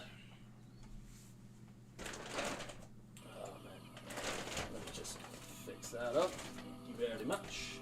Yeah, so, thing is, right? Pufferfish are a hostile mob, kind of, because they poison you if you get too close. And they have this whole animation, if you get too close, you poison them, but if you're quick, you can get them in a bucket. And they're just a funny kind of fish that, again, really adds life to the oceans. They're actually quite rare as well. It's quite rare to run into a pufferfish, but they're unique, they're interesting, I really like them. I'm unironically going to give it S tier. First mob introduced with defensive behavior, maybe, I'm not sure, but like it has an interesting kind of defense mechanism, and I like that. Excuse me. God. God, I'm not feeling well. Basically, the pufferfish is I don't know. I just think they're cool. No downsides. Like, they're a cool mob. It's pretty funny to prank people and poison them. Obviously, that's annoying, but that's their point. They're supposed to be like a kind of passive threat. You gotta, you know, stay away from pufferfish or they'll poison you. And I love the lateral animation, how it changes from when it's like, you know, inflated to when it's deflated. It's so funny. Exactly. They're not like your normal neutral mob. Yeah, they're a little bit more. Man. Sorry, I don't feel well. Also, I should really close my curtain. Speaking of epic ocean mobs, next up is the axolotl. The axolotl, guys, I think for me, the axolotl is an immediate S tier also. Axolotl are amazing. Not only are they adorable and all that, but they are actually ferocious hunters. They can literally give you potion effects. They have regenerative abilities. They can help you take down Elder Guardians. They're just, like, axolotl are amazing. They're like a tameable companion ocean pet thing. It's like a ocean, not an ocean dog. They should have seals, shouldn't they? But like axolotls genuinely like have so much going on with the whole taming process, the whole, you know, Not even tame you, just put them in your bucket and they're yours, aren't they? I don't remember. Like, axolotls are awesome, and the way they, like, play dead when they hit is really interesting. I like the animation and the different colours and the rare blue axolotl. Axolotls just S tier, easily. I love them. Excuse me. If only IRL axolotls were as adorable as they are in Minecraft, I would say they are. I guess they look kind of weird, but I think they're cute. They're a bunch of water babies, that's all. Anyway. Alright. Are you guys ready for an unpopular opinion? Are you guys ready for my hot take, okay? Glow squid does not go in F. Does not go in E. Does not go in D. It goes in A. I'm not putting C, not putting it in B. I put regular squids in B. And I put glow squids in A, because although I disagree with the circumstances in which that they were added to the game, I can't imagine Minecraft without them now. Glow squids are genuinely one of the best additions to the Caves and Cliffs update. I actually think they are one of the best mobs in the game, like A tier. Not S tier, A tier. First of all the same benefits as regular squids, except they don't drown themselves, because they only appear deep underwater. They also glow. They look really cool. They have the sparkly sound effect. They're really magical. They add some really nice like ambience and stuff like that. And they drop glow ink. Okay, to be fair, they do kill themselves a lot in caves when they fall out of water streams. But, like, I love glow ink. Glow ink has been an absolute blessing because it looks so good. It has, like, improved signage quite a lot. And I really love what you can do with glow ink. It looks so cool with the different colours, which is why I'm actually giving glow squid A tier. I still don't think they're, like, an amazing mob, because they don't really do a lot, but, like, they have a great resource, they look awesome, they sound awesome, they add to the environment, they add to the game, they enhance the experience of playing Minecraft in a way even more than regular squids, and for that, love them. Good stuff. Janny Live likes glow squid. Respect it. Welcome. Is it Janny or Janie? Janie? I don't know. Welcome to the stream, though. Man. Ooh, I tell you what, though. Anglerfish would be really cool.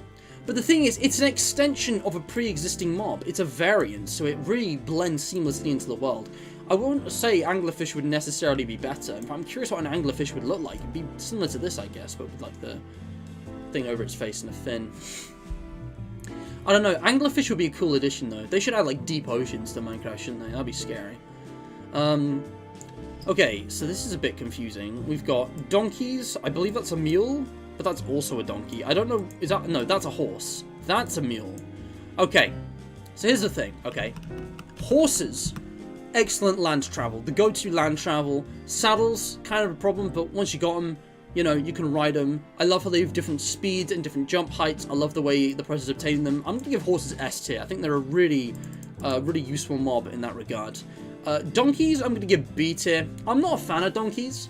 I know that they can carry luggage, but I just don't find that very helpful because they're just so slow. The mule is the best of both worlds. I don't give it an A because it's not as fast as a horse, but you can actually carry items. So, you know, the mule, then again, maybe honestly the mule should be S tier. I've never really used mules in Minecraft, but like, you know, I'm not a fan of donkeys. I think horses are excellent, but the mules are even better. I mean, horses, I guess, if they die, that's a problem. Same with the mule. Like, they're a mob, you actually gotta, you know, look after them, and there are limitations, there are things that they can't traverse or jump over. So, yeah, I'm gonna do that. But donkeys are kind of mid, I'm not gonna lie. Llamas are probably better, but I'm not sure. Cats. We give cats B tier. Cats are not that good in my experience. They just don't seem to... Also, I realised I forgot to put this in presentation mode. I knew something looked off. Oh, it's so much better. Cats are kind of... Like, the taming process is a bit annoying. Fine. They can fend off phantoms and creepers. Awesome. Except, like, they don't. I've literally had creepers blow up next to me. And, like, bro, where was my cat? Cats are just kind of... I don't know. They're not bad. But, like, I never really use them that much. Because I find that they just don't really work as intended. When you're traveling the world, cats don't really follow you the same way dogs do, so a creeper can still sneak up on you. And also, like, they won't do anything about the other mobs, so they might end up actually, you you know, being killed or harmed, and that's always super sad. I don't know, they're not great. I mean, to be fair, actually, they got a lot of functionality, though. They can do the thing where they give you treats. When you sleep, they'll lie on top of you, and then they'll give you a random item. I think that at least deserves A tier, but I don't know. I have some problems with cats. I feel like they just don't really work, in my experience. But they are very nice. I think wolves and dogs are the more useful, but again, they have their own limitations. But yeah, they are separate, Duncan. They are separate. Now that Minecraft's getting a sniffer, can we get a colour with R to have lickers in Minecraft? Please, God, no, that'd be horrifying. The licker and the sniffer. Ugh. Parrots. Okay, parrots are kind of mid, I'm not gonna lie. I think parrots, they can do the funny thing where they dance to your jukeboxes. If you feed them seeds, they explode. No, they die. You can tame them, they'll follow you, they'll sit on your shoulder. I don't think they really do anything, they're just kind of fun to have. I'll give them B tier, honestly, even though they don't much use. I really like how they've added to jungles. They really help give jungles a bit more life. Parrots, parakeets, like, I don't know, they're fun. They're just good fun. They add to the immersion of the game, and they give you more things to do and explore. It's cool. Skeleton horse. Man, we're not even halfway. I gotta speed this up. Dude, skeleton horses. All the exact same functionality as a horse, right? Except it looks dope. And they're very rare. I'm gonna give them A tier. I don't think I'm gonna give them S tier, but man, skeleton horses are cool. You know, you can ride them, you can, you know...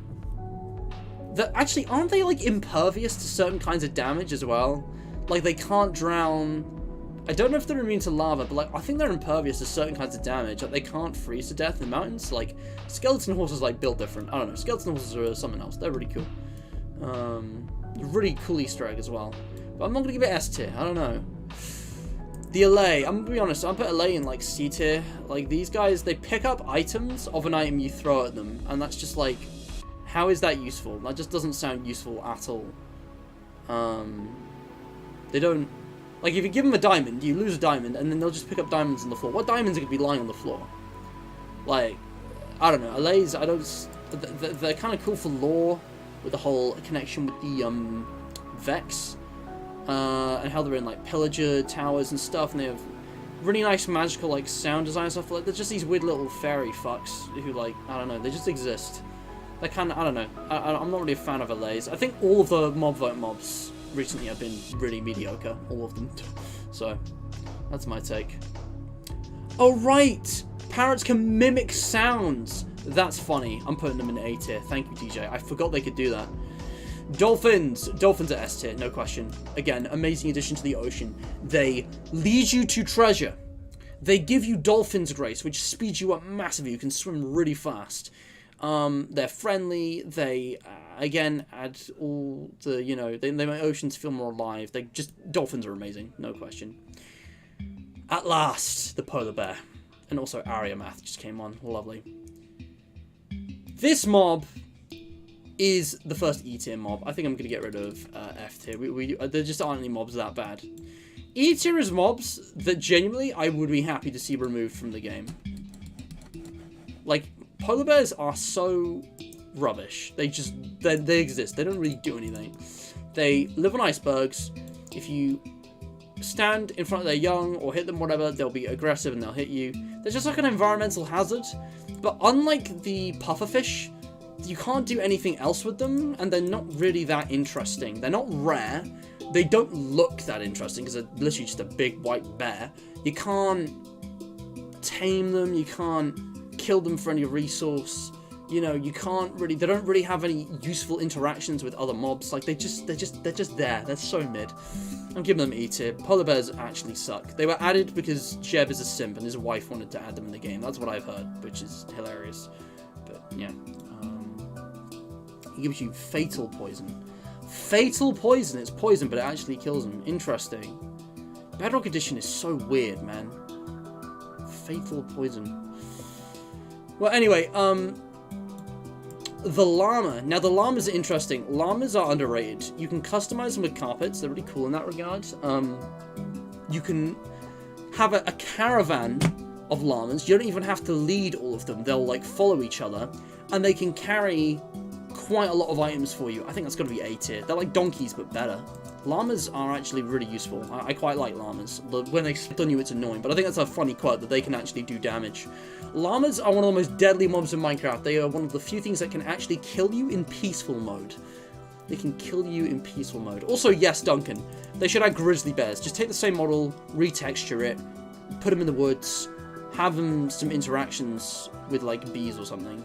Like, man, give them some unique abilities or something. Something like that. I don't know. I feel like grizzly bears could be a lot more interesting. Pandas. Here's another type of bear. Pandas, honestly, kind of suck. I might give them D tier. They're rare, and you need them for like 2x2, but you know, that doesn't make them special. They're rare, they appear in jungles, they're just fat fucks you sit around and eat all day. They, you can't tame them. They can produce snot, you can get a little bit of slime from them, rarely. They have different personalities. They're just a kind of a fun, gimmicky thing. I'll give them C tier. They're just a gimmicky thing, really. They don't really enhance the game in any meaningful way, if I'm being really honest. Pandas just kind of exist. Still better than polar bears, definitely. And I think they're better than, you know, bats, but... Here we go. S tier mob. Wolves, especially in packs, amazing. They will literally fight for you. You hit a mob hits you, they will deal damage. They are literally, like, automatic combat. And also, they scare off skeletons, which is really good, because skeletons are annoying as hell. Obviously, their one weakness is creepers. If you're fighting creepers, these guys can get hurt. It's cool you can heal them with meat, and it's really sad when they die. You can even customize their little collars, and they're adorable. Like, wolves, dogs, they're the best. Love them. 10 out of 10. Excellent addition to the game. Bees. You know what? Bees are... I'm giving B. They have like a unique, useful part of the game, the whole hive system, and if you aggravate them, they can poison you, and they're like kind of an environmental hazard, and it's like, you can beekeep in this game, produce honey, which is pretty neat. Honey itself isn't that useful for many things, but it's a neat little thing. And I don't know, I really do like the ambience they give. For 1.14, they really, again, 1.14 was more of a wild update than 1.19 was. I mean, these guys are all over the wild now, and they really... you know, make the game feel more alive. I've still given B tier. They're okay. But anyway, Iron Golem, S tier. I love that you can summon your own with a lot of iron, and that villagers will have these big, you know, gentle giant protectors who will, you know, actually respond to you. And I feel like they could do more with golems. I feel like golems could actually be more aggressive. Like, if you're seen stealing from a village, or hurting a villager, or like, you know, neglecting a village or something, I feel like golems should have the ability to actually become hostile to you in some regard.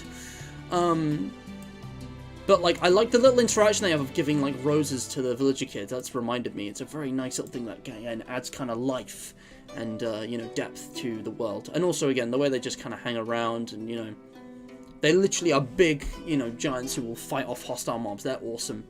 Again, they ignore creepers for some reason, like everybody does. But yeah, golems are really cool. Very, very useful mob. Bees and B tier, yeah. Yep, the B tier. The B tier. That's what that is. Alright. Goats, D tier. Holy shit, these guys suck. They exist in mountainous biomes. They don't drop anything. You can't tame them. They don't have any unique interactions with other mobs. They jump high sometimes. And that's it. That's literally it. Sometimes they will charge you. It's literally never happened to me. They were advertised as these crazy creatures who would like ram you. I've literally never been rammed by a goat in Minecraft. Like, they literally, they are so passive. They're just wasting space. I like the polar bear. Like, if these guys were removed, honestly, it wouldn't be sad. I don't know if they're that bad though. I don't think they're not that bad. I would prefer to see them reworked than removed. But yeah, I don't know. Goats just kind of eh. Agreed, Duncan. It'd be cool if the game added more in the way of bugs and arachnids. I feel like ants would be a logical addition to the game. Or maybe some kind of flying thing. I don't know. But yeah, speaking of which, we've talked about the bees. Spiders. Again, spiders are a classic. We're moving towards hostile mobs now. Regular spiders, I think, again, they drop string, essential resource. They have this interesting thing where they're passive in daylight, but they're hostile in the dark. In hard mode, they can get special potion effects, S tier, and cave spiders, S tier. Yeah, cave spiders are even more deadly because they can fit in smaller spaces because they're 1x1 blocks rather than 2x2, and they poison you.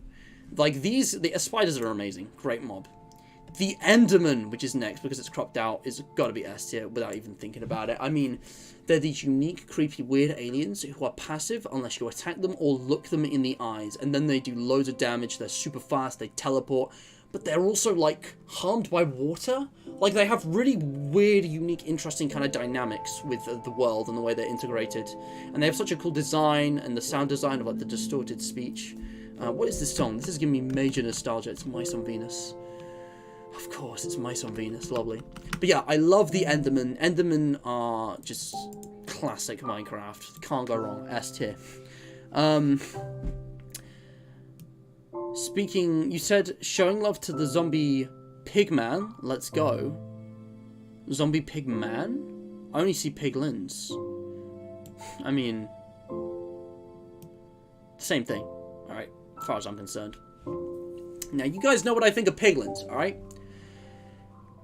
Even zombified piglins, honestly, are also in S tier. Piglins are like one of the most complex, advanced mobs in the game. They have so many unique interactions, the whole gold thing, their strongholds, their, you know, their own fortresses, the bastion remnants.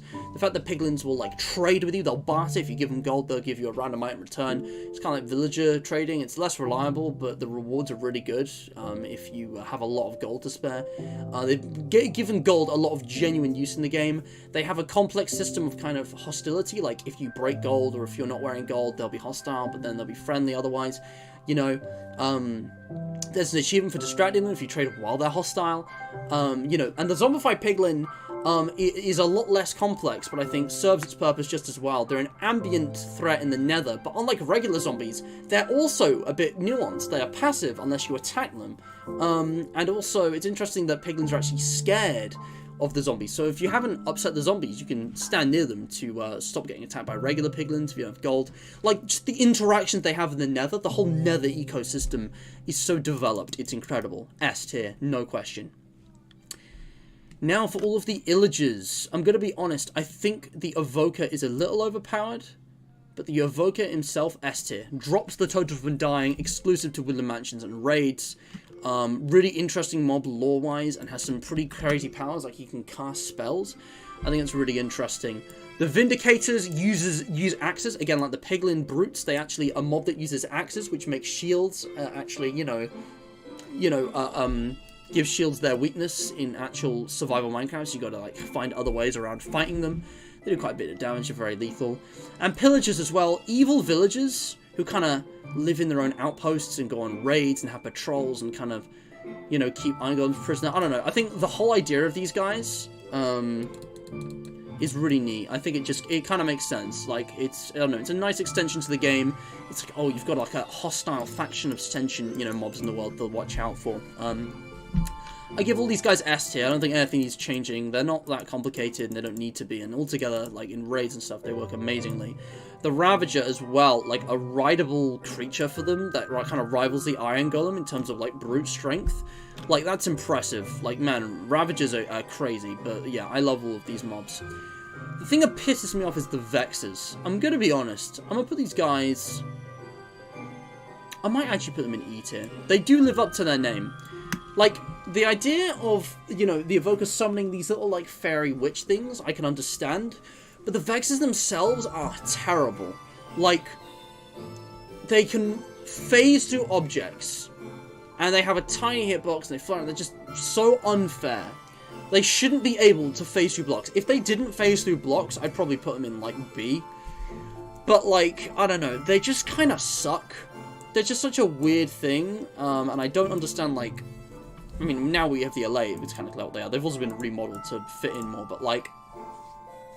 Vexes are just so annoying and unfair to fight against. Like, they can literally fly through objects, and, I don't like that. It's just completely unfair. And the design and everything, I don't know, it's not as interesting as the pillager. They're just kind of like a weird... They also have like a tiny sword. Like, how does that work? They have like a small sword, but like they're themselves these small little ghost things. If they're ghosts, how can they physically harm you? They don't make sense to me. They're just weird. I'm not a fan of them. Endermites. Endermites are interesting. I'm gonna give them like A tier. They're a nice Easter egg. It's like, oh, a rare time you throw an ender pearl, a small little bug thing will spawn, and their endermen are hostile to it, and they'll kill it. And it's like, whoa, that's a really interesting mob interaction. Like, man, what a rare little Easter egg thing. They look kind of strange, but I like how alien they are. I think it's interesting that when you throw an ender pearl, there's a very low chance you'll get an endermite. And they're also hostile to you, I think. It's just, I don't know, an interesting little quirky Minecraft thing. Yeah. DJ, no, it's a piglin. The closest thing we'll get to Slenderman in Minecraft, without mods, basically, yeah, and it's perfect. SCP-096 as well. The Endermen are great horror creatures. Like, they're the nice balance of mystery and kind of like, just kind of ominousness with the way they're designed and everything. They're like long limbs and like freaky eyes, you know, large glowing eyes. Also, yeah, Illagers are great. They've got like 10 new variants in dungeons. Still waiting for the Illusioner. Yeah, me too, dude. Me too. Endermites are basically Enderman versions of Silverfish. Basically, yeah. Yeah, I would be happy if Vexes didn't exist and the Evoker had a different kind of spell or something, because Vexes just are so annoying. Welcome back, Advanced Dude. Guardians. A strange, possibly a robot mob that exclusively guards sea temples, the monuments, and can fire laser beams at you.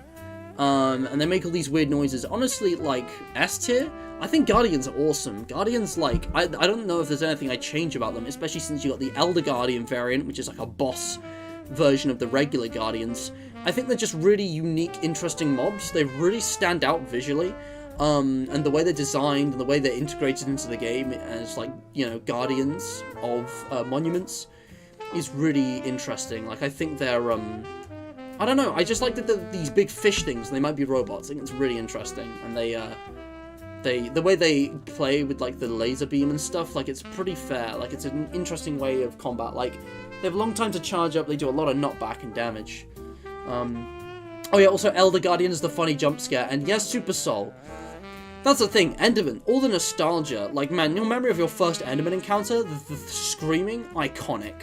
Like, an experience like few others in Minecraft. The fact that so little of Minecraft is as scary makes it more impactful. Endermans, like, the way their jaw separates when they, like, become aggressive, they're just incredible mob, like, very, impactful, you know, kind of system of hostility. It's interesting. Also, the Isolager, the Chillager. Man, yeah, the Isolager, very sad. Isolager still needs to be added. Would have been great in Caves and Cliffs. Shame. The Shulker. So these guys are little box dudes who are impervious to damage, at least from like a weapon, when their box is closed. And they fire bullets that make you levitate. Very unique. Very interesting addition to the end. And they can also teleport.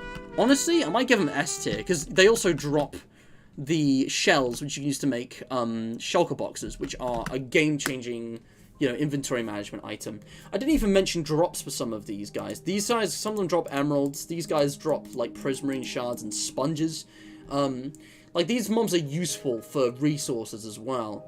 And, you know, some of them aren't, and that's okay, because I don't need to be. But, like, shulkers are awesome. S tier. I think they're a really unique addition to the game. Husks and Strays. I love these guys. I'm gonna give them... Anything about this? Okay, call me too generous, but I'm giving them both S tier, and here's why. They're the base zombie and skeleton, which already belong in S tier, and I'll explain why later.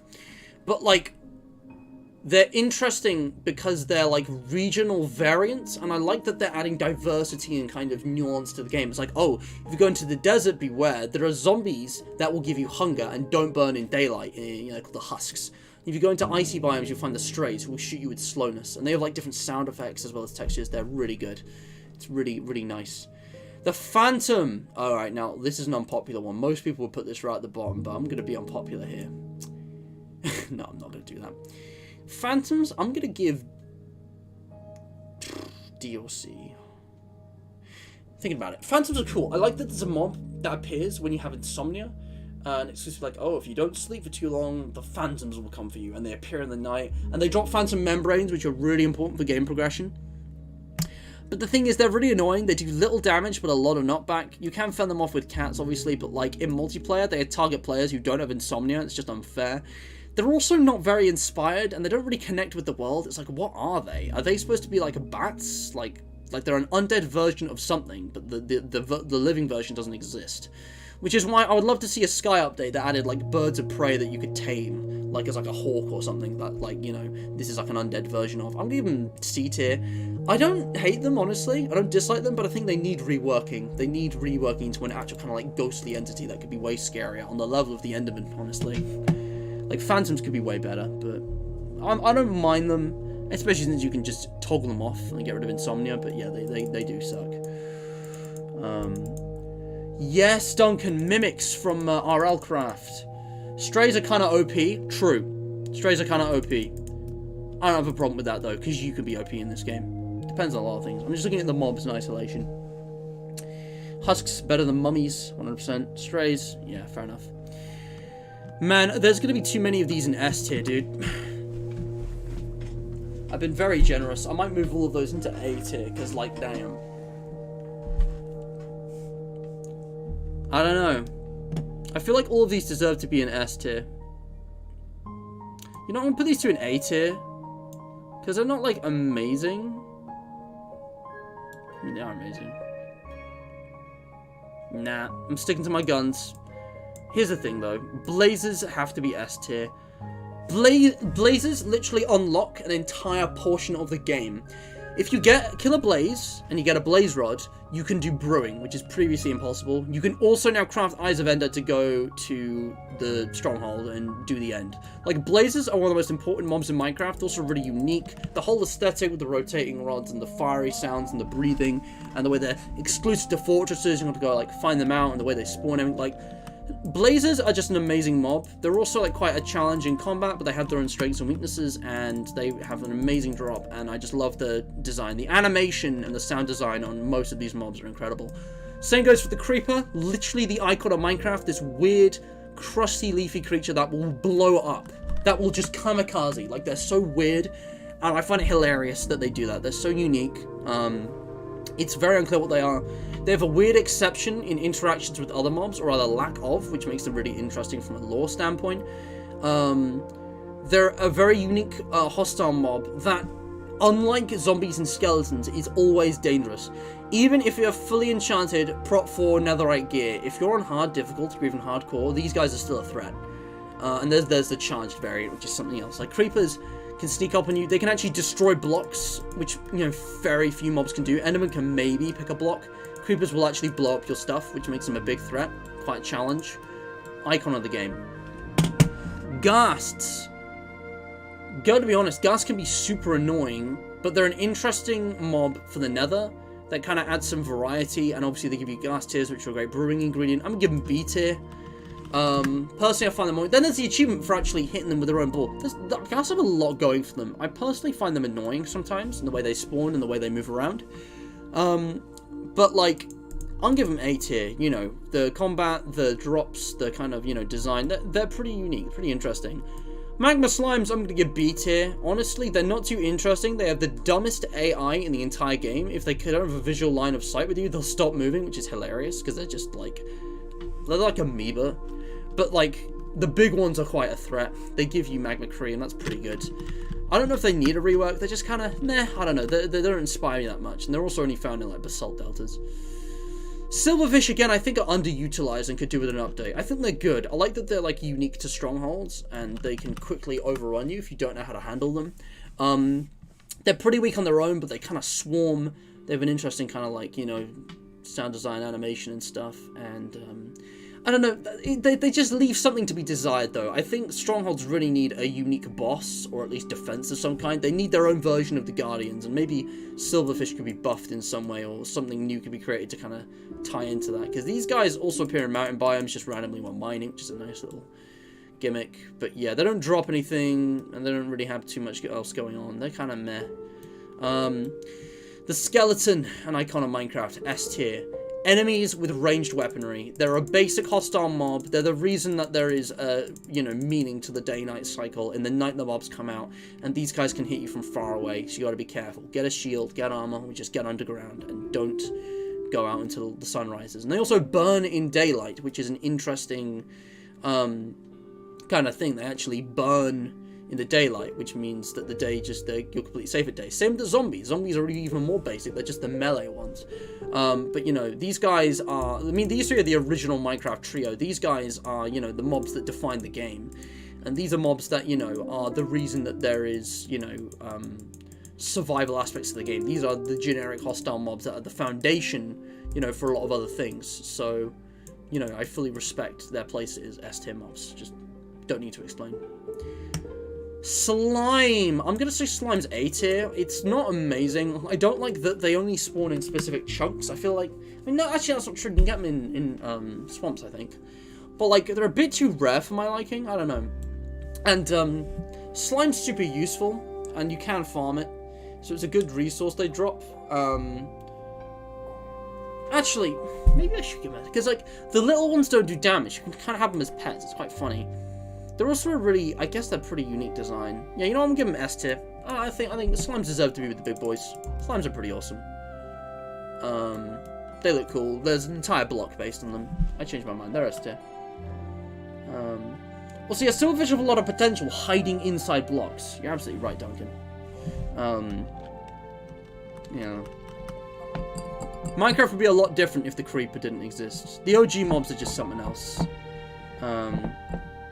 It's good as well that skeletons aren't just zombies with a bow. Like, they actually do have a different AI. The way they move is different. And also, again, interactions with wolves and stuff, it's pretty neat. Zombies aren't put off, but they can be taken down by wolves just the same, so well done. Good boy. Zombie villager. Same as a zombie, but you can cure it and turn it into a villager to maximize its trading potential. That's S tier. I know villagers kind of suck and have some limitations and can be annoying, but man, that is amazing. That is actually an incredible, like, you know, that's the best of both worlds right there. The zombie villagers, really interesting, and also they have unique skins and stuff. Like, man, S tier. Part of me wants to put villager in S tier, but I don't know. Drowned. Again, this thing about variations, I don't know, I feel like we should have another skeleton variant, but the Drowned is a cool variant of the zombie. I will say, the Trident Drowned are a bit overpowered, so I'm actually going to shunt them down. I don't like how overpowered they are with their tridents, excuse me. And I don't like how rare tridents are. I feel like there should be more Drowned that have tridents, and the tridents should do less damage, and in fact, just make trident drops more common. That alone would probably fix it. Like, make it so it's guaranteed if the zombie's holding a trident, I don't know. But yeah, the Drowned are pretty neat. I don't know, they have like the weird watery gurgly sounds. I honestly find them more annoying than regular zombies because they can actually kind of swim, in Bedrock Edition at least. And the Trident ones are a menace and they spawn in swarms. But yeah, Trident Drowned, I don't know, they're interesting. They're an interesting mob. Very unique looking design. The Wither Skeleton, I guess that's another skeleton variant actually if you think about it. Wither Skeleton's S tier. The greatest threat in the main game of non-boss mobs, in my opinion. Like, they do mega damage, they got Wither effect, which is just an absolute menace. The Wither Skeletons are a force to be reckoned with, even though they have stone frickin' swords. And, I love the way they're designed, how they're 3 blocks tools. You can kind of stop them by moving into spaces they can't fit through. They look cool, they sound cool, they're all like, you know, they're like the uber skeletons, and they're really intimidating. And the, I don't know, they give life to the fortresses. They make the place a bit more of a challenge than just blazes. It's not just setting on fire worried about. You got to worry about the wither effect and these guys. And from a lore standpoint, they're an important addition. The Witch is, man, I'm putting everything in S tier today. I'm trying to think why I wouldn't put this in S tier because the witches are pretty cool. They're a unique like outcast villager who uses like potions and stuff. Like, they throw potions at you, give you status effects. Most of the mobs don't do that. I gotta give them S tier. Like, the way they add to the cycle of kind of like, you know, hostile mobs in the night is interesting. And witches also, like, you know, how that you can find them in swamps as well as just randomly in the night. I don't know, it's pretty cool. Swamp huts need a rework, they suck, but witches themselves are pretty cool. won't lie. One of the last few now. Hoglins are okay. Let me think about this. Hoglins are big, beefy boys. They're like pigs on steroids who are a serious threat in the nether and can throw you up, but if you kill them, they'll give you lots of meat and lots of food. A good high-risk reward for the nether. I love Hoglins. Hoglins are just a good challenge and also good rewards, and it's interesting how they have their interactions with piglins, like they sometimes fight each other. I don't know, I just think it's a neat little dynamic. The Zoglin is interesting to me, because obviously these guys zombify same as piglins, but the Zoglin will fucking kill anything, even other Zoglins, I believe. The Zoglin is just an insane, overpowered beast that will literally kill everything in its way, and it's about as strong as an Iron Golem, S tier. I just find the unbridled power of that hilarious, and like, they're a force to be reckoned with. Kind of like the Piglin Brutes, who are just overpowered piglins who are, you know, not tripped by the gold and exclusive to the Bastions. I think it's a neat little way to make Bastions more of a challenge. I feel like they're a bit too overpowered, but, you know, people have figured out ways of stopping them. I'll give them S tier. I love my Piglin bros. I can't hate them. And they have the unique sounds and the kind of like the scar and armor and stuff as well. Like, they're cool. They're cool like that. This is an S tier list. I'm sorry, but all of these mobs are just too good. I'm tempted to move some of the others into S tier too, honestly. Baby zombie, was counting that separately. Like all baby things, I'm actually going to give it A tier because I don't like that it can run so fast. I don't know why babies are so fast. And that combined with their small hitbox makes them a real nuisance. Slow down. I don't think you should be able to move that fast. Baby zombies are a menace. I'm not a fan of them. The Wither. Man, we're getting on to like the last few things right now. Just so this isn't as no, we're gonna make this anticlimactic. We're gonna do these in order. We're gonna do tadpoles last. This is the thing though, most Minecraft mobs are brilliant. I'm with DJ here. I think most of them deserve to be in the top tiers. Yeah. Imagine if with the skeletons use bows though, that would suck. But yeah, they're not just a total reskin, it is good. Because blazes have ranged weapons, so it makes sense that they're melee. Again, balance, mixes it up. Yeah. Zombie villagers used to be able to single-handedly grow villager populations before they could breed. Yeah. Pretty much advanced, dude, absolutely. Dry bones, huh? Okay. But yeah, the whole curing thing and the potion thing, yeah, it's great. Again, you can use witches to cure zombie villagers because they can throw weakness potions. In his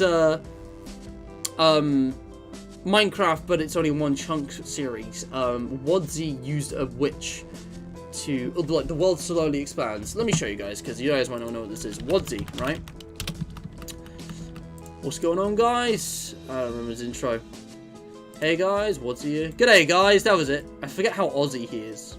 G'day guys, Wadzi here, that was it. It's not a default intro, yeah. But this series, the Minecraft, but I can't leave this, you know, area. The world slowly expands.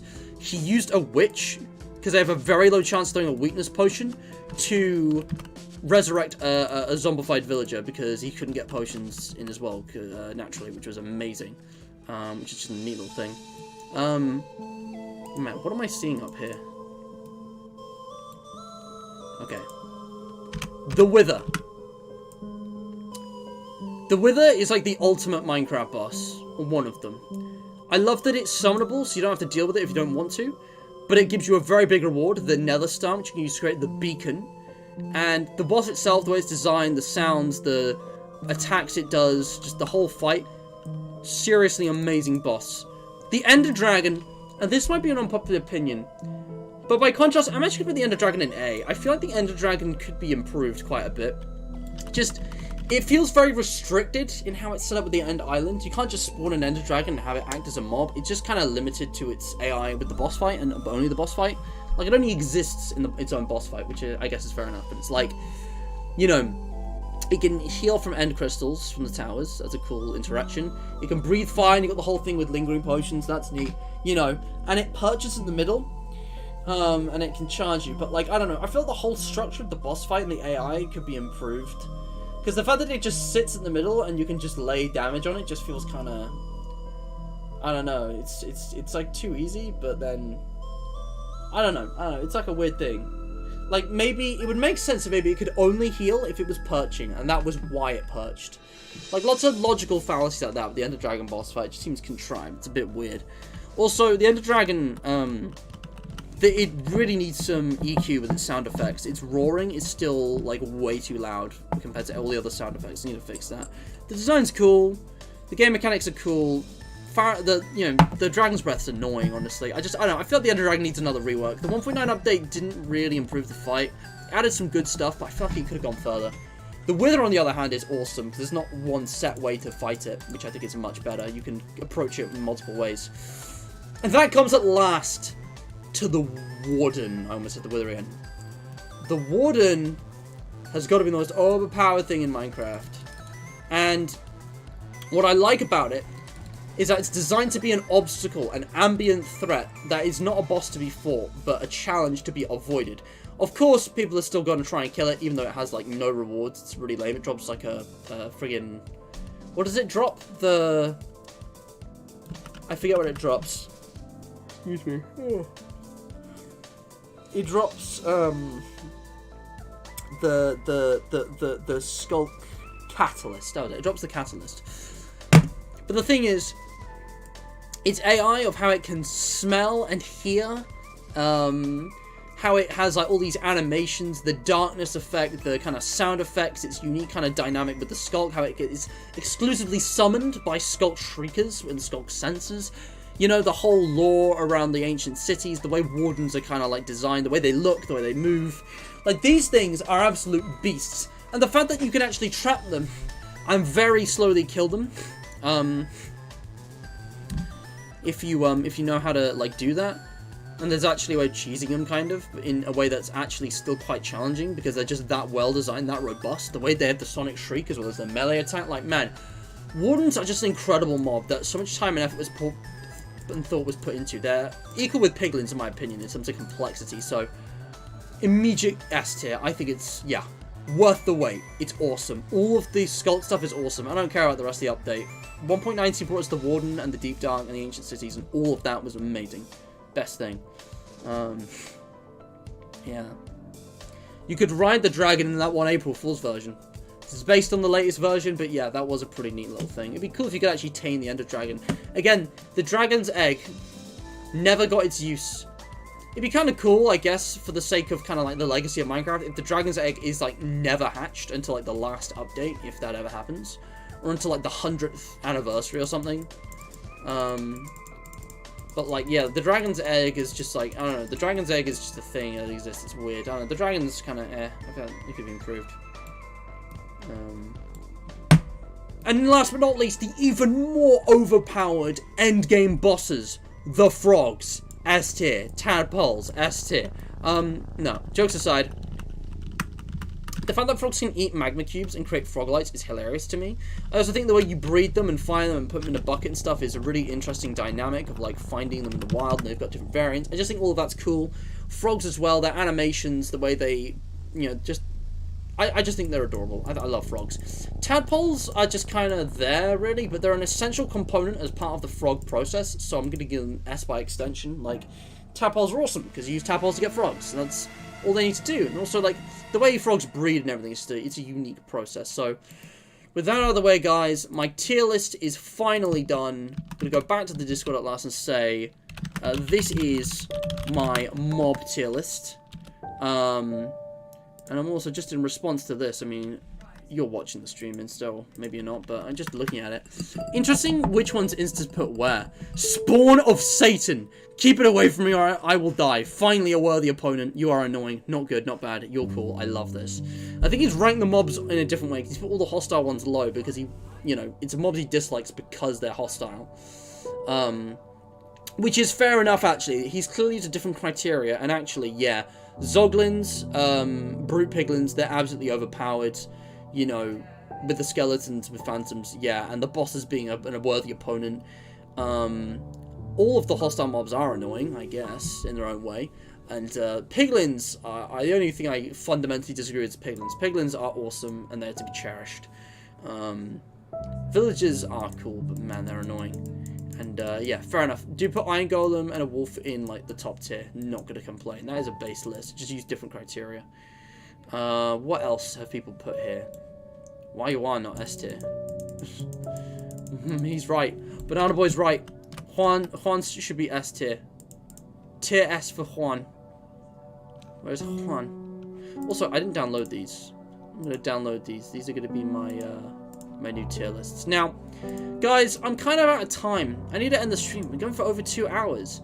But Matt, you've got an entire other tier list to do, and it's gonna take ages, just like all of these, you know? It's gonna take a whole while. I mean, look at these and how small they were and how much time they took. Look at all of this. We can do this very simply. First things first, delete all of the rows below C, because there is not a bad song in the Minecraft soundtrack. C for 18 composed most of these, even the ones that weren't composed by him. They're all great, okay? So what you want to do is you want to get Pigstep and put it in S tier because it's epic and based. You want to take Other Side and put it in S tier because it's epic and based.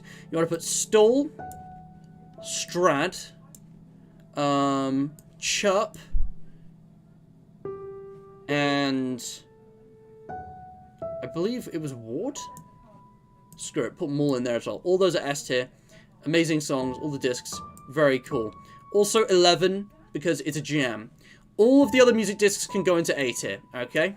It's very simple. All the other music discs, A tier, lovely jubbly. Don't care, not cool, not bad. Alright. Next, the absolute classics. Again, which Minecraft songs made it to my non-gaming background music playlist? Which ones made it to my various other playlists? Which one made it to my Minecraft OST playlist? You know, I only picked out specific ones for this. Basically, all of those go in A. So, I'm just going to go with the classics in S. Mice on Venus, obviously. Dry Hands, Wet Hands, Minecraft, Hagstrom, Moog City, Living Nice, Subwoofer Lullaby, all from Volume 1. From Volume 2, which has some even better ones, Alpha, Blind Spots, Moog City 2, Concrete Halls, Biome Fest, Mutation. I listen to all of these frequently. Floating Trees, Aria Math, Ballad of Cats, Beginning 2, The End, Intro. I don't know what Intro and Boss are, so I'm just going to put them up here, because why not? Also, honestly, all 3 of the Ocean Update tracks are bangers. I'm putting these guys in S tier as well, because all 3 of them are brilliant, in my opinion. I can't remember which one is my favorite, because I get mixed up, because they're all amazing. Also, the Nether Update. Chrysopia. Actually, no. Rubido. Rubido, my guy. And for the newer updates, Labyrinthine. If I'm being honest, all of the rest are like B tier. Or C tier.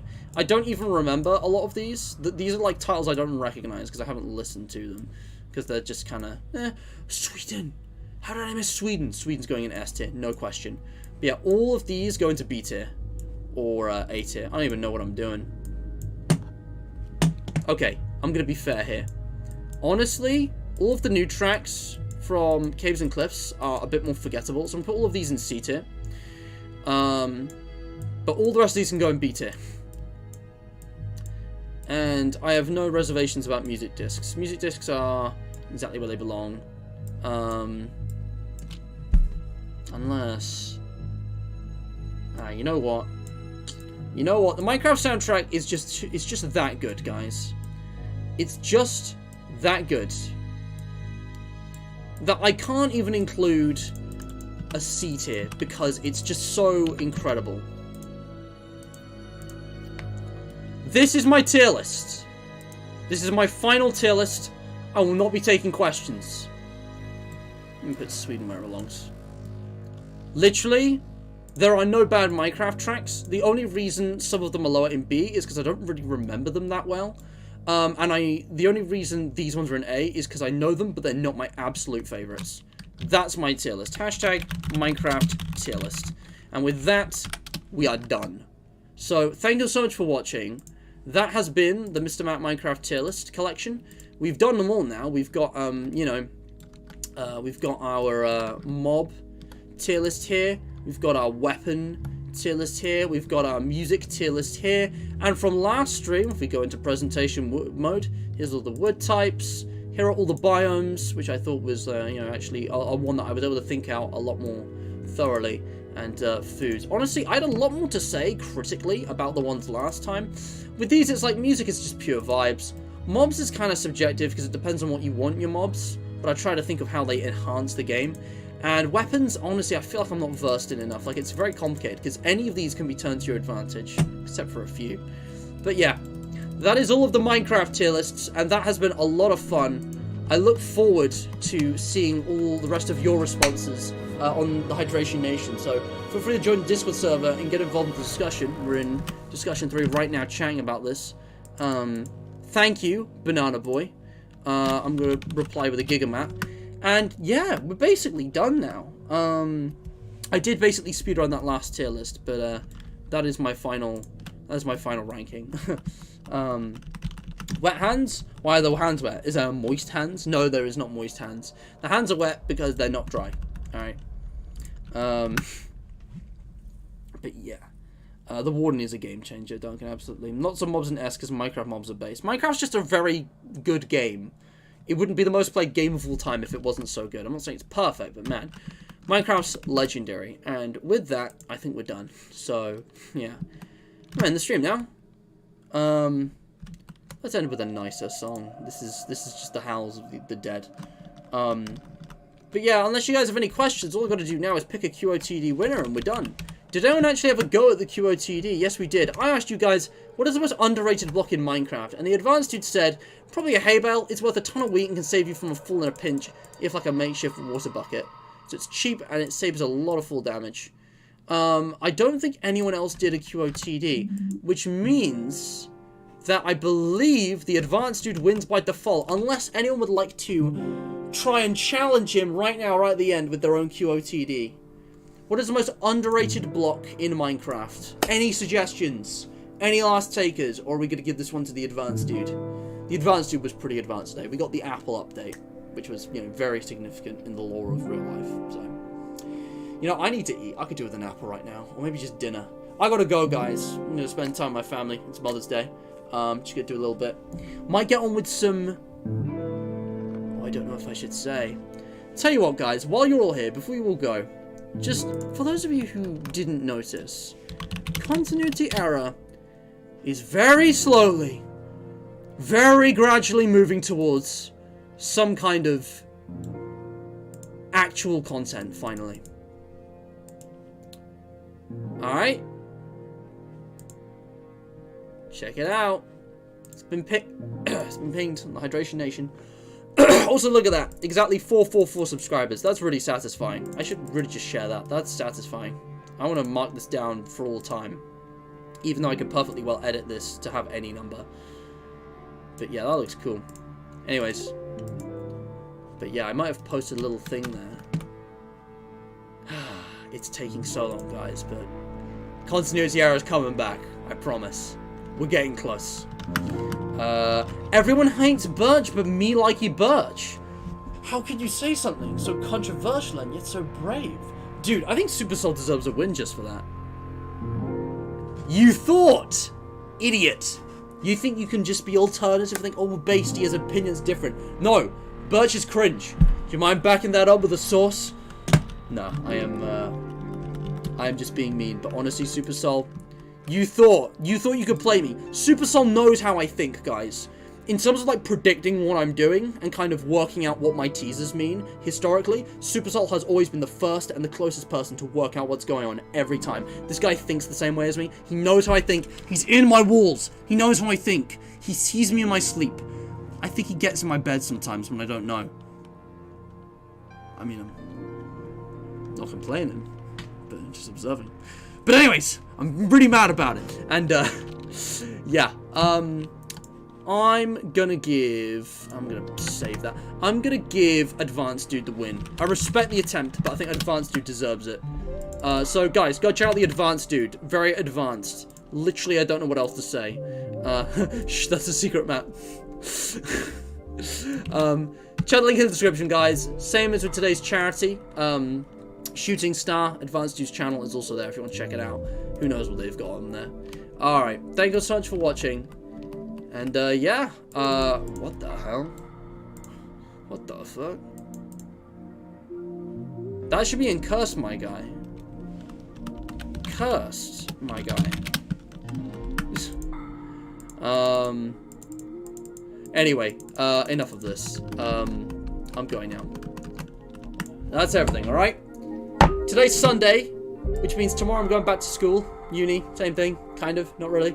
I know streams have been very spotty lately, but I think we might be on the verge of a regular series. Maybe not this month, but definitely next month.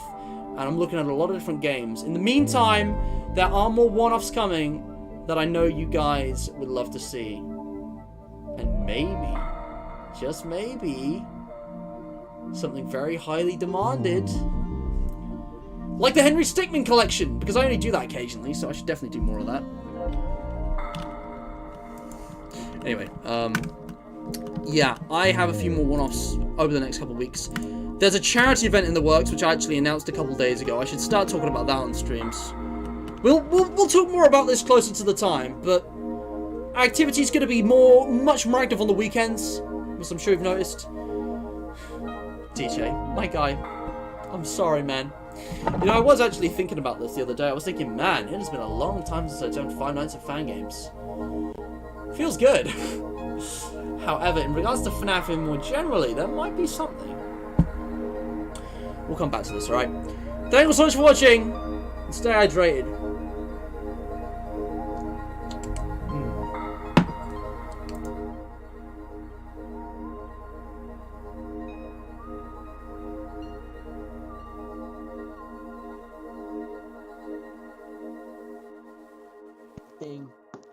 What are you?